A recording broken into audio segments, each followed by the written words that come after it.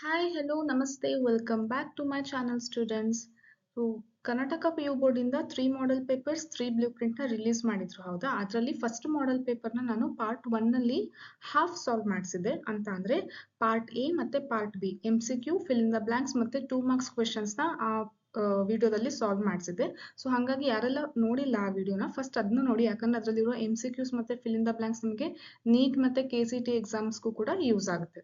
ಮತ್ತೆ ಈ ವಿಡಿಯೋದಲ್ಲಿ 3 ಮಾರ್ಕ್ಸ್ ಮತ್ತೆ 5 ಮಾರ್ಕ್ಸ್ ಕ್ವೆಶನ್ಸ್ ನ ಸಾಲ್ವ್ ಮಾಡಿಸ್ತೀನಿ. So without delay let's get started. ನೋಡಿ 3 ಮಾರ್ಕ್ಸ್ ಕ್ವೆಶನ್ಸ್ ಎಷ್ಟಿರುತ್ತೆ ಅಂತಂದ್ರೆ 7 ಕ್ವೆಶನ್ಸ್ ಇರುತ್ತೆ. ಅದರಲ್ಲಿ ನೀವು ಎಷ್ಟು ಅಟೆಂಡ್ ಮಾಡಬೇಕು? 5 3s are 15. ಸೊ ಆಪ್ಷನ್ಸ್ ಎಷ್ಟಿರುತ್ತೆ? 2 ಆಪ್ಷನ್ಸ್, ಎರಡೇ ಎಕ್ಸ್ಟ್ರಾ ಇರುತ್ತೆ. ಸೊ ಕರೆಕ್ಟ್ ಆಗಿ ಪ್ಲಾನ್ ಮಾಡಿ ಚೂಸ್ ಮಾಡಿಕೊಂಡು ಆನ್ಸರ್ಸ್ ನ ಬರೀರಿ. ಸೊ ಈಗ ಇದರಲ್ಲಿ ಎಷ್ಟು ಸೆಂಟೆನ್ಸ್ ಬರೀಬೇಕು ಅಂತ ಹೇಳಿದ್ದಾರೆ ನೋಡಿ. ಎಷ್ಟು ವರ್ಡ್ಸ್ ಇರಬೇಕು ಅಂದ್ರೆ 40 to 80 ವರ್ಡ್ಸ್ ಇರಬೇಕು. 40 to 80 ವರ್ಡ್ಸ್ ಇರುವಂತಹ ಆನ್ಸರ್ಸ್ ಅಂದ್ರೆ ಥಿಯರಿಟಿಕಲ್ ಲಾಂಗ್ ಎಲಾಬರೇಟ್ ಮಾಡೋ ಕ್ವೆಶನ್ಸ್ ಕೇಳಿದ್ರೆ 40 to 80 ವರ್ಡ್ಸ್ ಇರುವಂತಹ ಆನ್ಸರ್ಸ್ ನೀವು ಬರೀಬೇಕಾಗುತ್ತೆ. So see the first question 27 ವರೆಗೂ ಯಾವ್ದಿತ್ತು? 2 ಮಾರ್ಕ್ಸ್ ಕ್ವೆಶನ್ ಇತ್ತು. ಈಗ 28 ಇಂದ 3 marks question, that is from part C. Draw a labeled diagram of a fertilized female gametophyte and mention the ploidy of any one of the products of double fertilization. See, ಯಾವಾಗ್ಲೂ ನಿಮಗೆ questions ಏನ್ ಕೇಳ್ತಾ ಇದ್ರು ಅಂತಂದ್ರೆ female gametophyte ಅಂತಂದ್ರೆ ಎಂಬ್ರಿಯೋಸಾಕ್ question ಕೇಳ್ತಾ ಇದ್ರು. But ಇಲ್ಲಿ ಅವರು ಸ್ವಲ್ಪ ಚೇಂಜ್ ಮಾಡಿ ಏನಂತ ಕೇಳಿದ್ದಾರೆ? ಫರ್ಟಿಲೈಸ್ಡ್ ಫೀಮೇಲ್ ಗ್ಯಾಮೆಟೋಫೈಟ್ ಅಂತ ಕೇಳಿದ್ದಾರೆ. ಸೊ ಫರ್ಟಿಲೈಸ್ ಆಗಿರುವಂತಹ ಫೀಮೇಲ್ ಗ್ಯಾಮೆಟೋಫೈಟ್ ಅಂದ್ರೆ ಏನಿರುತ್ತೆ? ಪೋಲನ್ ಟ್ಯೂಬ್ ಇಂದ 2 ಮೇಲ್ ಗ್ಯಾಮೆಟ್ ರಿಲೀಸ್ ಆಗುತ್ತೆ. ಒಂದು ಮೇಲ್ ಗ್ಯಾಮೆಟ್ ಯಾವ್ದಕ್ಕೆ ಫ್ಯೂಸ್ ಆಗುತ್ತೆ? ಪೋಲಾರ್ ನ್ಯೂಕ್ಲಿಯೈಗೆ. ಇನ್ನೊಂದು ಮೇಲ್ ಗ್ಯಾಮೆಟ್ ಎಗ್ಗಿಗೆ ಫ್ಯೂಸ್ ಆಗುತ್ತೆ. ಸೊ ಅಲ್ಲಿ ಫ್ಯೂಸ್ ಆದಾಗ ಏನ್ ಪ್ರಾಡಕ್ಟ್ ಬರುತ್ತೆ ಅದನ್ನ ಇಲ್ಲಿ ನಾನು ಡಯಾಗ್ರಾಮ್ ಅಲ್ಲಿ ತೋರಿಸಿದ್ದೀನಿ.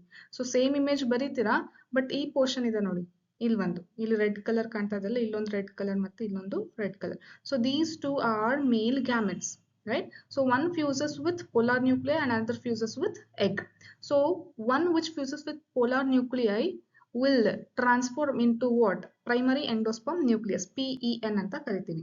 ಸೊ ಇದು ಪ್ರೈಮರಿ ಎಂಡೋಸ್ಪರ್ಮ್ ನ್ಯೂಕ್ಲಿಯಸ್ ಫರ್ಟಿಲೈಸ್ ಆದಾಗ. ಆಮೇಲೆ ನೆಕ್ಸ್ಟ್ ಏನಾಗುತ್ತೆ? ನೆಕ್ಸ್ಟ್ ಡೆವಲಪ್ಮೆಂಟಲ್ ಚೇಂಜಸ್ ಅಲ್ಲಿ ನೆಕ್ಸ್ಟ್ ಏನಾಗಿ ಕನ್ವರ್ಟ್ ಆಗುತ್ತೆ? Triploid endosperm.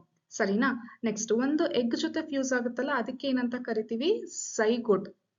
ಸರಿನಾ? ಒಂದು ಎಗ್ ಮತ್ತೆ ಒಂದು ಮೇಲ್ ಗ್ಯಾಮೆಟ್ ಫ್ಯೂಸ್ ಆದ್ರೆ ಏನಾಗುತ್ತೆ? n+n will gives rise to 2n, that is zygote. So this zygote later transform into what? Embryo. ಇದು ನೆಕ್ಸ್ಟ್ ಡೆವಲಪ್ ಆಗಿ ಏನಾಗಿ ಕನ್ವರ್ಟ್ ಆಗುತ್ತೆ? ಎಂಬ್ರಿಯೋ ಆಗಿ ಕನ್ವರ್ಟ್ ಆಗುತ್ತೆ, ಟ್ರಾನ್ಸ್ಫಾರ್ಮ್ ಆಗುತ್ತೆ. ಸೊ ಮಿಕ್ಕಿರೋ ಪಾರ್ಟ್ಸ್ ಏನು? ಆಂಟಿಪೋಡಲ್ಸ್ ಮತ್ತೆ ಸಿನರ್ಜಿಡ್ಸ್ ಫರ್ಟಿಲೈಸ್ ಆದ್ಮೇಲೆ ಇರೋದಿಲ್ಲ. ಅದೇನಾಗುತ್ತೆ? ಡಿಜನರೇಟ್ ಆಗುತ್ತೆ. ಡಿಜನರೇಟ್ ಅಂದ್ರೆ ಅದಷ್ಟಿಗೆ ಅದೇ ಫಂಕ್ಷನ್ಲೆಸ್ ಆಗ್ಬಿಟ್ಟು ಅದರ ಕೆಲಸ ಏನು ಇಲ್ದೇನೆ ಸೆಲ್ಸ್ ಎಲ್ಲ ಹತ್ರಕ್ಕಾಗಿ ಅದಲ್ಲೇ ಉಳ್ಕೊಂಡು ಹೋಗ್ಬಿಡುತ್ತೆ. So that is known as degeneration. So ನೀವೇನಂತ ಮೆನ್ಷನ್ ಮಾಡಬೇಕು? ಆಂಟಿಪೋಡಲ್ಸ್ ಮತ್ತೆ ಸಿನರ್ಜಿಡ್ಸ್ ಏನಾಗಿದೆ? ಡಿಜನರೇಟ್ ಆಗಿದೆ. ನೋಡಿ ಕ್ವೆಶನ್ ಅಲ್ಲಿ 2 ಪಾರ್ಟ್ ಇದೆ. ಒಂದು ಡಯಾಗ್ರಾಮ್ ಬರೀಬೇಕು, ಇನ್ನೊಂದು ಏನ್ ಕೇಳಿದರೆ? Any one of the products of double fertilisation. ಪ್ಲಾಯ್ಡಿನ ಮೆನ್ಷನ್ ಮಾಡಬೇಕು. Ploidy of any one of the products of double fertilisation ಅಂತ ಅಂದ್ರೆ ಡಯಾಗ್ರಾಮ್ ನ 2 ಮಾರ್ಕ್ಸ್ ಕೇಳ್ದಂಗೆ, ಇನ್ನು ಮಿಕ್ಕಿರೋ ಕ್ವೆಶನ್ 1 ಮಾರ್ಕ್ಸ್ ಗೆ ಕೇಳ್ದಂಗೆ. ಸೊ 2 ಮಾರ್ಕ್ಸ್ ಡಯಾಗ್ರಾಮ್ ಕೇಳಿದಾರೆ ಅಂದ್ರೆ ಕಂಪಲ್ಸರಿ ನೀವು ಎಷ್ಟು ಲೇಬಲಿಂಗ್ ಮಾಡಬೇಕು? 4 ಲೇಬಲ್. ಬಿಕಾಸ್ ನಾನು ಮುಂಚೆನೆ ಹೇಳಿದ್ದೆ, ಒಂದು ಲೇಬಲಿಗೆ ಹಾಫ್ ಮಾರ್ಕ್ಸ್ ಸಿಗುತ್ತೆ. ಓಕೆನಾ?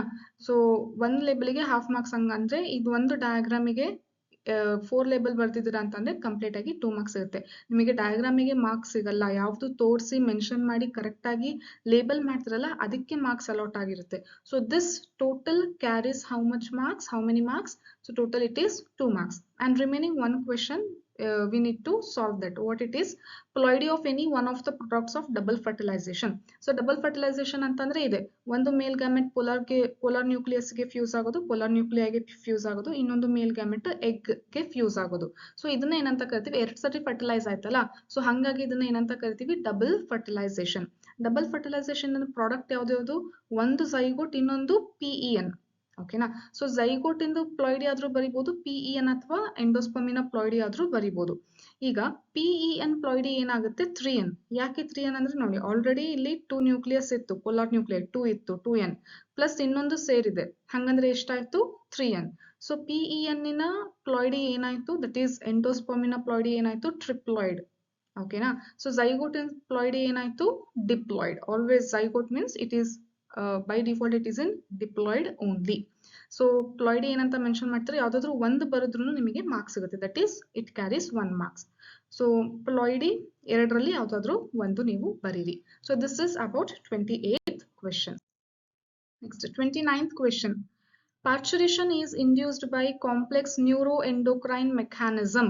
ಕಮೆಂಟ್. ಇದು ಡೈರೆಕ್ಟ್ NCERT ಅಲ್ಲಿ ತಗೊಂಡಿರುವಂತಹ ಒಂದು ಸೆಂಟೆನ್ಸ್. ಪಾರ್ಚುರೇಷನ್ ಅಂತ ಒಂದು ಪ್ಯಾರಾಗ್ರಾಫ್ ಇದೆ ಅಲ್ಲ, ಅದರಲ್ಲಿ ತಗೊಂಡಿರೋ ಸೆಂಟೆನ್ಸ್. ಓಕೆನಾ? ಸೊ ಏನಂತ ಇದೆ, ಪಾರ್ಚುರೇಷನ್ ಅನ್ನೋದು ಒಂದು ನ್ಯೂರೋ ಎಂಡೋಕ್ರೈನ್ ಮೆಕ್ಯಾನಿಸಮ್ ಅಂತ ಹೇಳ್ತಾರೆ. ಅದ್ರ ಬಗ್ಗೆ ನೀವು ಹೇಳಿ ಅಂತ ಹೇಳಿದ್ದಾರೆ. Yes, actually it is neuro endocrine mechanism. ಯಾಕೆ? Because it will give signal to your pituitary gland. ಓಕೆನಾ? ಪ್ರೆಗ್ನೆಂಟ್ ವುಮನ್ ಅಲ್ಲಿ ಏನು uterus contraction, mild uterus contraction ಆದಾಗ ಅದು ಪಿಟ್ಯೂಟರಿ ಗ್ಲ್ಯಾಂಡಿಗೆ ಸಿಗ್ನಲ್ ಹೋಗುತ್ತೆ. ಸೊ ಅಲ್ಲಿಂದ ಏನ್ ರಿಲೀಸ್ ಆಗುತ್ತೆ, ಆಕ್ಸಿಟೋಸಿನ್ ರಿಲೀಸ್ ಆಗುತ್ತೆ. ಆ ಆಕ್ಸಿಟೋಸಿನ್ ಬಂದು ಮತ್ತೆ ಯೂಟರಿನ್ ವಾಲ್ಗೆ ಆಕ್ಟ್ ಆಗ್ಬಿಟ್ಟು ಇನ್ನೂ ಜಾಸ್ತಿ ಕಾಂಟ್ರಾಕ್ಷನ್ ಆಗುತ್ತೆ. ಸೊ ಜಾಸ್ತಿ ಕಾಂಟ್ರಾಕ್ಷನ್ ಆದಂಗೆನೆ ಪ್ರತಿ ಸರಿನೂ ಆ ಮೆಕ್ಯಾನಿಸಮ್ ರಿಪೀಟ್ ಆಗುತ್ತೆ. ಕೊನೆಗೆ baby will be delivered from the mom. ಓಕೆನಾ? So that is the whole process. ಅದನ್ನ ನೀವು ಕರೆಕ್ಟ್ ಆಗಿ ಎಕ್ಸ್ಪ್ಲೇನ್ ಮಾಡಬೇಕು. So this is how you need to answer in your exam. ಈ ತರ ಪಾಯಿಂಟ್ಸ್ ವೈಸ್ ಮಾಡಿಬಿಟ್ಟು ನೀವು ಆನ್ಸರ್ ಮಾಡಿದ್ರೆ ಚೆನ್ನಾಗಿ ಕಾಣಿಸುತ್ತೆ, ಮತ್ತೆ ಕ್ಲೀನ್ ಆಗಿನೂ ಎಲ್ಲ ಪಾಯಿಂಟ್ಸ್ನು ಕರೆಕ್ಟ್ ಆಗಿ ಎಕ್ಸ್ಪ್ಲೇನ್ ಮಾಡ್ಬೋದು, ಎಲ್ಲ ಕಾನ್ಸೆಪ್ಟ್ನು ಕರೆಕ್ಟ್ ಆಗಿ ಎಕ್ಸ್ಪ್ಲೇನ್ ಮಾಡ್ಬೋದು. ಮತ್ತೆ ನಿಮಗೆ ನೋಡಿದ ತಕ್ಷಣನೂ ಇದು ಕರೆಕ್ಟ್ ಇದೆ ಅಂತಂದೇಳಿ ನಿಮಗೆ ಮಾರ್ಕ್ಸ್ ಕೂಡ ಹಾಕ್ತಾರೆ. ಸೊ ಏನು, signals from the fetus and placenta. Next oxytocin release ಆಗುತ್ತೆ. ಯಾಕೆ? ಮೈಲ್ಡ್ ಯೂಟರಿನ್ ಕಾಂಟ್ರಾಕ್ಷನ್ ಆಗಿರೋದ್ರಿಂದ.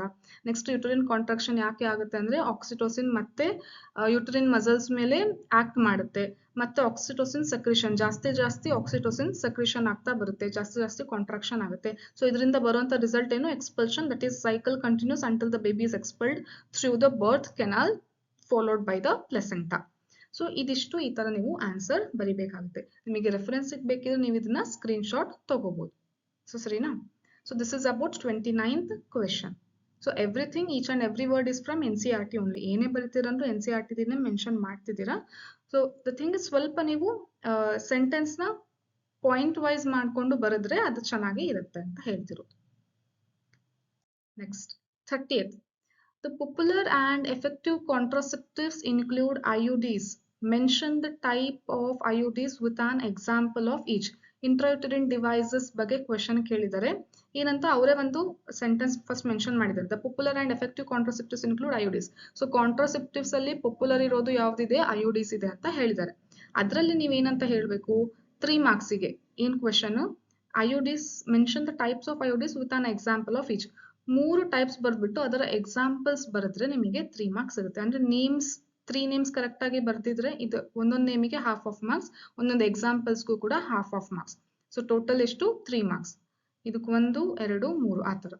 ಸೊ ನಾನ್ ಮೆಡಿಕೇಟೆಡ್ IUDಗೆ Lippes loop, copper releasing IUD, copper T ಮತ್ತೆ ಕಾಪರ್ 7, ಮಲ್ಟಿಲೋಡ್ 375. ಹಾರ್ಮೋನ್ ರಿಲೀಸಿಂಗ್ IUDಗೆ ಪ್ರೊಜೆಸ್ಟರೇಟ್ ಮತ್ತೆ LNG 20. ಸೊ ಇದು answer 30th. So this is most expected question ಅಲ್ವಾ. So ಪ್ರತಿ ಸರಿನೂ ನಿಮಗೆ ಬಹಳ ಸರಿ ಈ ಕ್ವೆಶನ್ ನ ಕೇಳಿದ್ದಾರೆ ಥಿಯರಿ ಎಕ್ಸಾಮ್ಸ್ ಅಲ್ಲಿ.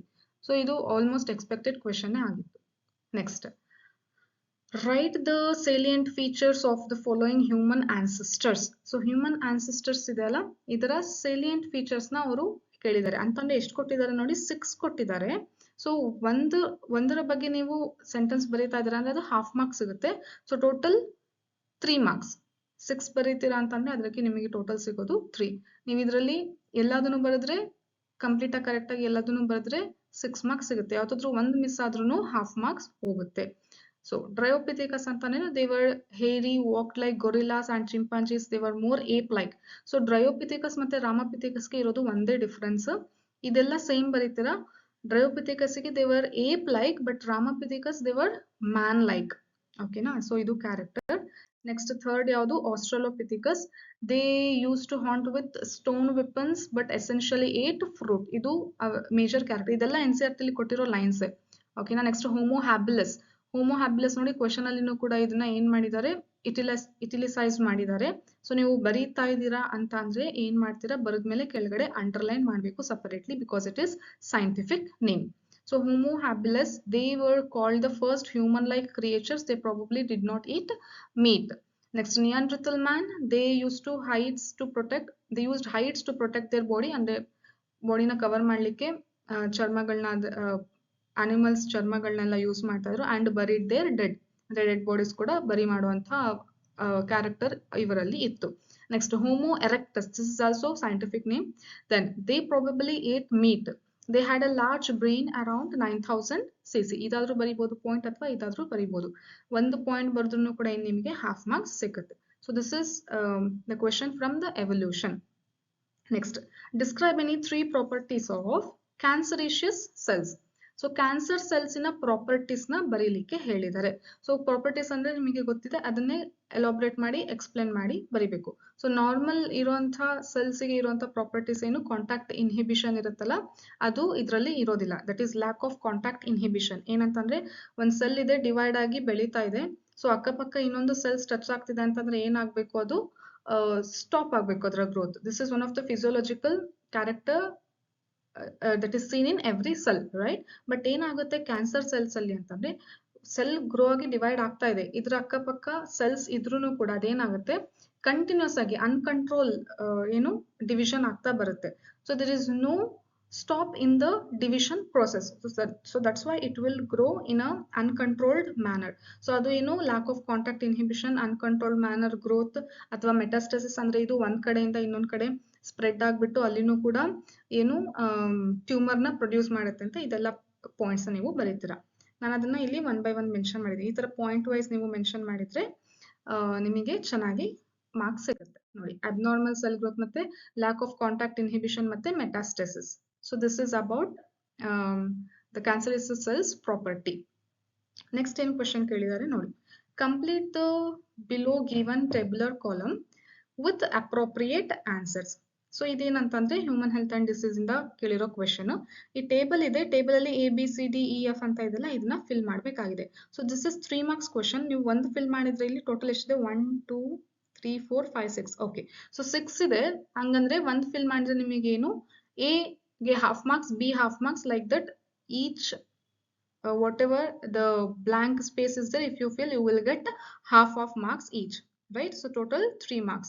Next, first ನೋಡಿ, ಫಸ್ಟ್ ಕಾಲಮ್ ಅಲ್ಲಿ ಏನು ಕೊಟ್ಟಿದ್ದಾರೆ, ಫಸ್ಟ್ ರೋ ಇದರಲ್ಲಿ name of the microbe, second ಏನಿದೆ ನೇಮ್ ಆಫ್ ದ ಪ್ರಾಡಕ್ಟ್, ಆಮೇಲೆ ಯೂಸಸ್. ಸೊ ಇದು ಆರ್ಡರ್ ಏನಿದೆ ಅಂತಂದ್ರೆ ಮೈಕ್ರೋಬಿನ ಹೆಸರು, ಅದರಿಂದ ಬರುವಂತ ಪ್ರಾಡಕ್ಟ್ ಏನಿದೆ, ಮತ್ತೆ ಅದರಿಂದ ಯೂಸಸ್ ಏನೇನಿದೆ ಅಂತಂದೇಳಿ ಮೆನ್ಷನ್ ಮಾಡ್ತಾ ಬರಬೇಕು. ಸೊ ಯಾವ್ದು ಖಾಲಿ ಇದೆ ಅದನ್ನ ಫಿಲ್ ಮಾಡ್ತಾ ಬರಬೇಕು. ಸೊ ಫಸ್ಟ್ ಒನ್ ಏನ್ ಕೊಟ್ಟಿದ್ದಾರೆ ನೋಡಿ, ಲ್ಯಾಕ್ಟಿಕ್ ಆಸಿಡ್ ಇದೆ ಪ್ರಾಡಕ್ಟ್. ಲ್ಯಾಕ್ಟಿಕ್ ಆಸಿಡ್ ಯಾವ ಆರ್ಗಾನಿಸಮ್ ಇಂದ ಬರುತ್ತೆ, ಆ ಮೈಕ್ರೋಬ್ ಹೆಸರೇನು, ಲ್ಯಾಕ್ಟೋಬ್ಯಾಸಿಲಸ್, ರೈಟ್? ಸೊ ಲ್ಯಾಕ್ಟೋಬ್ಯಾಸಿಲಸ್ ಅಂತ ಫಿಲ್ ಮಾಡ್ತೀರಾ. ಅದರಿಂದ ಬರೋ ಯೂಸ್ ಏನು, B, that is converting milk to curd. ಓಕೆನಾ? ಇನ್ನೊಂದು ಮೇನ್ ಏನು ರೋಲ್ ಇದಿರುತ್ತೆ ಏನಂತಂದ್ರೆ, enhance nutritional quality by increasing vitamin B12. Vitamin B12 ನ ಏನು ಕಂಟೆಂಟ್ ನ ಇನ್ಕ್ರೀಸ್ ಮಾಡುವಂತಹ ಪ್ರಾಪರ್ಟಿ ಯಾವ್ದಕ್ಕಿದೆ ಅಂತ ಕ್ಯಾರೆಕ್ಟರ್ ಯಾವ್ದಕ್ಕಿದೆ, ಲ್ಯಾಕ್ಟೋಬ್ಯಾಸಿಲಸ್ ಬ್ಯಾಕ್ಟೀರಿಯಾಗೆ ಇದೆ, right? Then it is also beneficial role in checking disease causing microbe in stomach. ಯಾವ್ದಾದ್ರು ಒಂದು ನೀವು ಯೂಸ್ ಬರೆದ್ರು ಇದರಲ್ಲಿ ನಡೆಯುತ್ತೆ, ರೈಟ್? ನೆಕ್ಸ್ಟ್ ಸೆಕೆಂಡ್ ಏನ್ ಕೊಟ್ಟಿದ್ದಾರೆ, ಮಿಥೆನೋಜನ್ಸ್. ಓಕೆನಾ? ಸೊ ಮಿಥೆನೋಜನ್ಸ್ ಅದರ ಪ್ರಾಡಕ್ಟ್ ಏನು ಮತ್ತೆ ಅದರ ಯೂಸಸ್ ಏನು. So methanogens product is methane, hydrogen sulphide and carbon dioxide ಅಥವಾ ಬಯೋಗ್ಯಾಸ್. ಇದಿಷ್ಟು ಏನು ಅದರ ಪ್ರಾಡಕ್ಟ್. ಯೂಸಸ್ ಏನು, used as a source of energy generation of biogas. So biogas production ಗೆ ಅದು ಯೂಸ್ ಆಗುತ್ತೆ. ನೆಕ್ಸ್ಟ್ ಏನ್ ಕೊಟ್ಟಿದ್ದಾರೆ, ಯೂಸಸ್ ಕೊಟ್ಟಿದ್ದಾರೆ, ಟ್ರೀಟ್ಮೆಂಟ್ ಆಫ್ ಬ್ಯಾಕ್ಟೀರಿಯಲ್ ಡಿಸೀಸ್ ಅಂತ ಕೊಟ್ಟಿದ್ದಾರೆ. ಸೊ ಯೂಸಸ್ ಏನಿದೆ, ಟ್ರೀಟ್ಮೆಂಟ್ ಆಫ್ ಬ್ಯಾಕ್ಟೀರಿಯಲ್ ಡಿಸೀಸ್. ಅದು ಯಾವ್ದ್ರಿಂದ, ಬ್ಯಾಕ್ಟೀರಿಯಲ್ ಡಿಸೀಸ್ ನ ಟ್ರೀಟ್ ಮಾಡೋಕೆ ಯೂಸ್ ಮಾಡುವಂತ ಆರ್ಗಾನಿಸಮ್ ಯಾವುದು, ಪೆನಿಸಿಲಿಯಂ ನೊಟಾಟಮ್. ಸೊ ಇದನ್ನು ಕೂಡ ಇದು NCERT ಅಲ್ಲಿ ಕೊಟ್ಟಿರೋದೆ ಎಲ್ಲದನ್ನು ಕೂಡ. ಅದರ ಪ್ರಾಡಕ್ಟ್ ಏನು, ಪೆನ್ಸಿಲಿನ್ ನೊಟಾಟಮ್ ಇಂದ ಒಂದು ಪ್ರಾಡಕ್ಟ್ ತೆಗಿತೀವಿ, ಅದನ್ನ ಏನಂತ ಕರಿತೀವಿ, ಪೆನಿಸಿಲಿನ್ ಅಂತ ಕರಿತೀವಿ. So penicillin is antibiotic use to kill or cure ಇದು ಏನು treat the disease from which is caused by bacteria, right? So that is the answer. So ಇದಿಷ್ಟು ಫಿಲ್ ಮಾಡಿದ್ರೆ ಕೊನೆಗೆ ನಿಮಗೆ ಎಷ್ಟು ಸಿಗುತ್ತೆ, 3 marks, half of marks each, right? So this is from microbes lesson ಇಂದ ಕೇಳಿರುವಂತ ಕ್ವೆಶನ್. ನೆಕ್ಸ್ಟ್ ಎಕೋಸಿಸ್ಟಮ್ ಇಂದ question ಕೇಳಿದ್ದಾರೆ ನೋಡಿ. Represent diagrammatically the pyramid of number in terrestrial ecosystem. This is also most expected and repeated question in most of the times. That is ಏನು pyramid of number ಇರ್ಬೋದು, biomass ಇರ್ಬೋದು, ಈ questions ನಿಮಗೆ ಯಾವಾಗ್ಲೂ ಕೇಳಿದ್ದಾರೆ, ರಿಪೀಟ್ ಆಗಿದೆ. ಸೊ ಏನ್ ಮಾಡ್ತೀರಾ ಅಂತಂದ್ರೆ ಈ ಡಯಾಗ್ರಾಮ್ ಅಷ್ಟೇ ಬರೆದ್ರೆ ಮಾರ್ಕ್ಸ್ ಸಿಕ್ಕೋದಿಲ್ಲ. ನೀವು ಲೆವೆಲ್ಸ್ ಕೂಡ ಮೆನ್ಷನ್ ಮಾಡಬೇಕು ಮತ್ತೆ ನಂಬರ್ಸ್ ಕೂಡ ಮೆನ್ಷನ್ ಮಾಡಬೇಕು. ಮೇಜರ್ ಆಗಿ ಏನಿರೋದಿಲ್ಲಿ ಪಿರಮಿಡ್ ಆಫ್ ನಂಬರ್ ಅಂತಾನೆ ಕೇಳಿದ್ದಾರೆ. ಸೊ ಹಾಗಾಗಿ ನಂಬರ್ಸ್ ಮೆನ್ಷನ್ ಮಾಡೋದು ಬಹಳ ಇಂಪಾರ್ಟೆಂಟ್, ರೈಟ್? ಸೊ ಈ ತರ ನೀವು ಕರೆಕ್ಟ್ ಆಗಿ ರೆಪ್ರೆಸೆಂಟ್ ಮಾಡಿದ್ರೆ, ಇದು ಎನ್ಸೆಟ್ ಅಲ್ಲಿ ನಿಂತಲ್ಲ ಅದನ್ನ ಇಲ್ಲಿ ನಾನು ಹಾಕಿದೀನಿ. ಸೊ ಈ ತರ ನೀವು ಕರೆಕ್ಟ್ ಆಗಿ ರೆಪ್ರೆಸೆಂಟ್ ಮಾಡಿದ್ರೆ ಕಂಪ್ಲೀಟ್ ಆಗಿ 3 ಮಾರ್ಕ್ಸ್ ಸಿಗುತ್ತೆ. ಸೊ ಇದನ್ನ ಪ್ರಾಕ್ಟೀಸ್ ಮಾಡ್ಕೊಳ್ಳಿ. ಬಯೋಮಾಸ್ ಇಂದು, ನಂಬರ್ ಇಂದು ಮತ್ತೆ ಎನರ್ಜಿ ಪಿರಮಿಡ್ಸ್ ಕೊಟ್ಟಿದ್ರಲ್ಲ, 3 ಟೈಪ್ಸ್ ಪಿರಮಿಡ್ಸ್, ಅದರಲ್ಲಿ ಯಾವ್ದಾದ್ರು ಒಂದು ಬರುತ್ತೆ. ಸೊ ಪ್ರಾಕ್ಟೀಸ್ ಮಾಡಿ ಇದನ್ನ. Next 5 marks question. So total 7 questions cover ಆಯ್ತು 3 ಮಾರ್ಕ್ಸ್ ಅಲ್ಲಿ. ಸೊ 7 ಅಲ್ಲಿ ನೀವು 5 ಬರಿಬೇಕು. ನೆಕ್ಸ್ಟ್ ಇವಾಗ 5 ಮಾರ್ಕ್ಸ್ ಕ್ವಶನ್ ಅಲ್ಲಿನೂ ಕೂಡ ಇದರಲ್ಲಿ 7 ಕೊಟ್ಟಿರ್ತಾರೆ, ಅದರಲ್ಲಿ 4 ಅಷ್ಟೇ ಬರಿಬೇಕು. ಸೊ ಎಷ್ಟಿರ್ಬೇಕು ವರ್ಡ್ಸ್? 200 to 250 ವರ್ಡ್ಸ್ ಇರಬೇಕು. Wherever it is elaborate questions they were asked. ಓಕೆನಾ? ಸೊ 5 ಬರಿಬೇಕು, ಸಾರಿ 4 ಬರಿಬೇಕು 5 ಮಾರ್ಕ್ಸಿನ ಕ್ವೆಶನ್. ಸೊ ಟೋಟಲ್ ಆಗಿ 20 ಮಾರ್ಕ್ಸ್ ಸಿಗುತ್ತೆ. ಸೊ ಫಸ್ಟ್ ಕ್ವೆಶನ್ ನೋಡಿ. Flowering plants have developed many devices to discourage self-pollination and encourage cross-pollination. Comment. So this is also many times they have repeated this question. ಯಾವುದು ಅಂತಂದ್ರೆ contrivances of cross-pollination, heterostyle, ಮತ್ತೆ ಯಾವುದು ಹೆರ್ಕೋಗಮಿ, ಡೈಕ್ಲಿನಿ, ಅದೆಲ್ಲ process ಇದೆ, 5 types ಇದೆಲ್ಲ. So ಅದನ್ನ ನೀವು mention ಮಾಡಿ ಬರೀತೀರಾ. ಏನು ಸ್ಟೈಲ್ ಹೈಟ್ ಇದ್ರೂ ಕೂಡ ಸೆಲ್ಫ್ ಪಾಲಿನೇಷನ್ ಆಗೋದಿಲ್ಲ, ಅದರಿಂದನೂ ಸ್ಟೈಲ್ ಹೈಟ್ ಅಲ್ಲಿ ವೇರಿ ಆದ್ರೆ ಸೆಲ್ಫ್ ಪಾಲಿನೇಷನ್ ಆಗೋದಿಲ್ಲ, ಕ್ರಾಸ್ ಪಾಲಿನೇಷನ್ ಆಗುತ್ತೆ.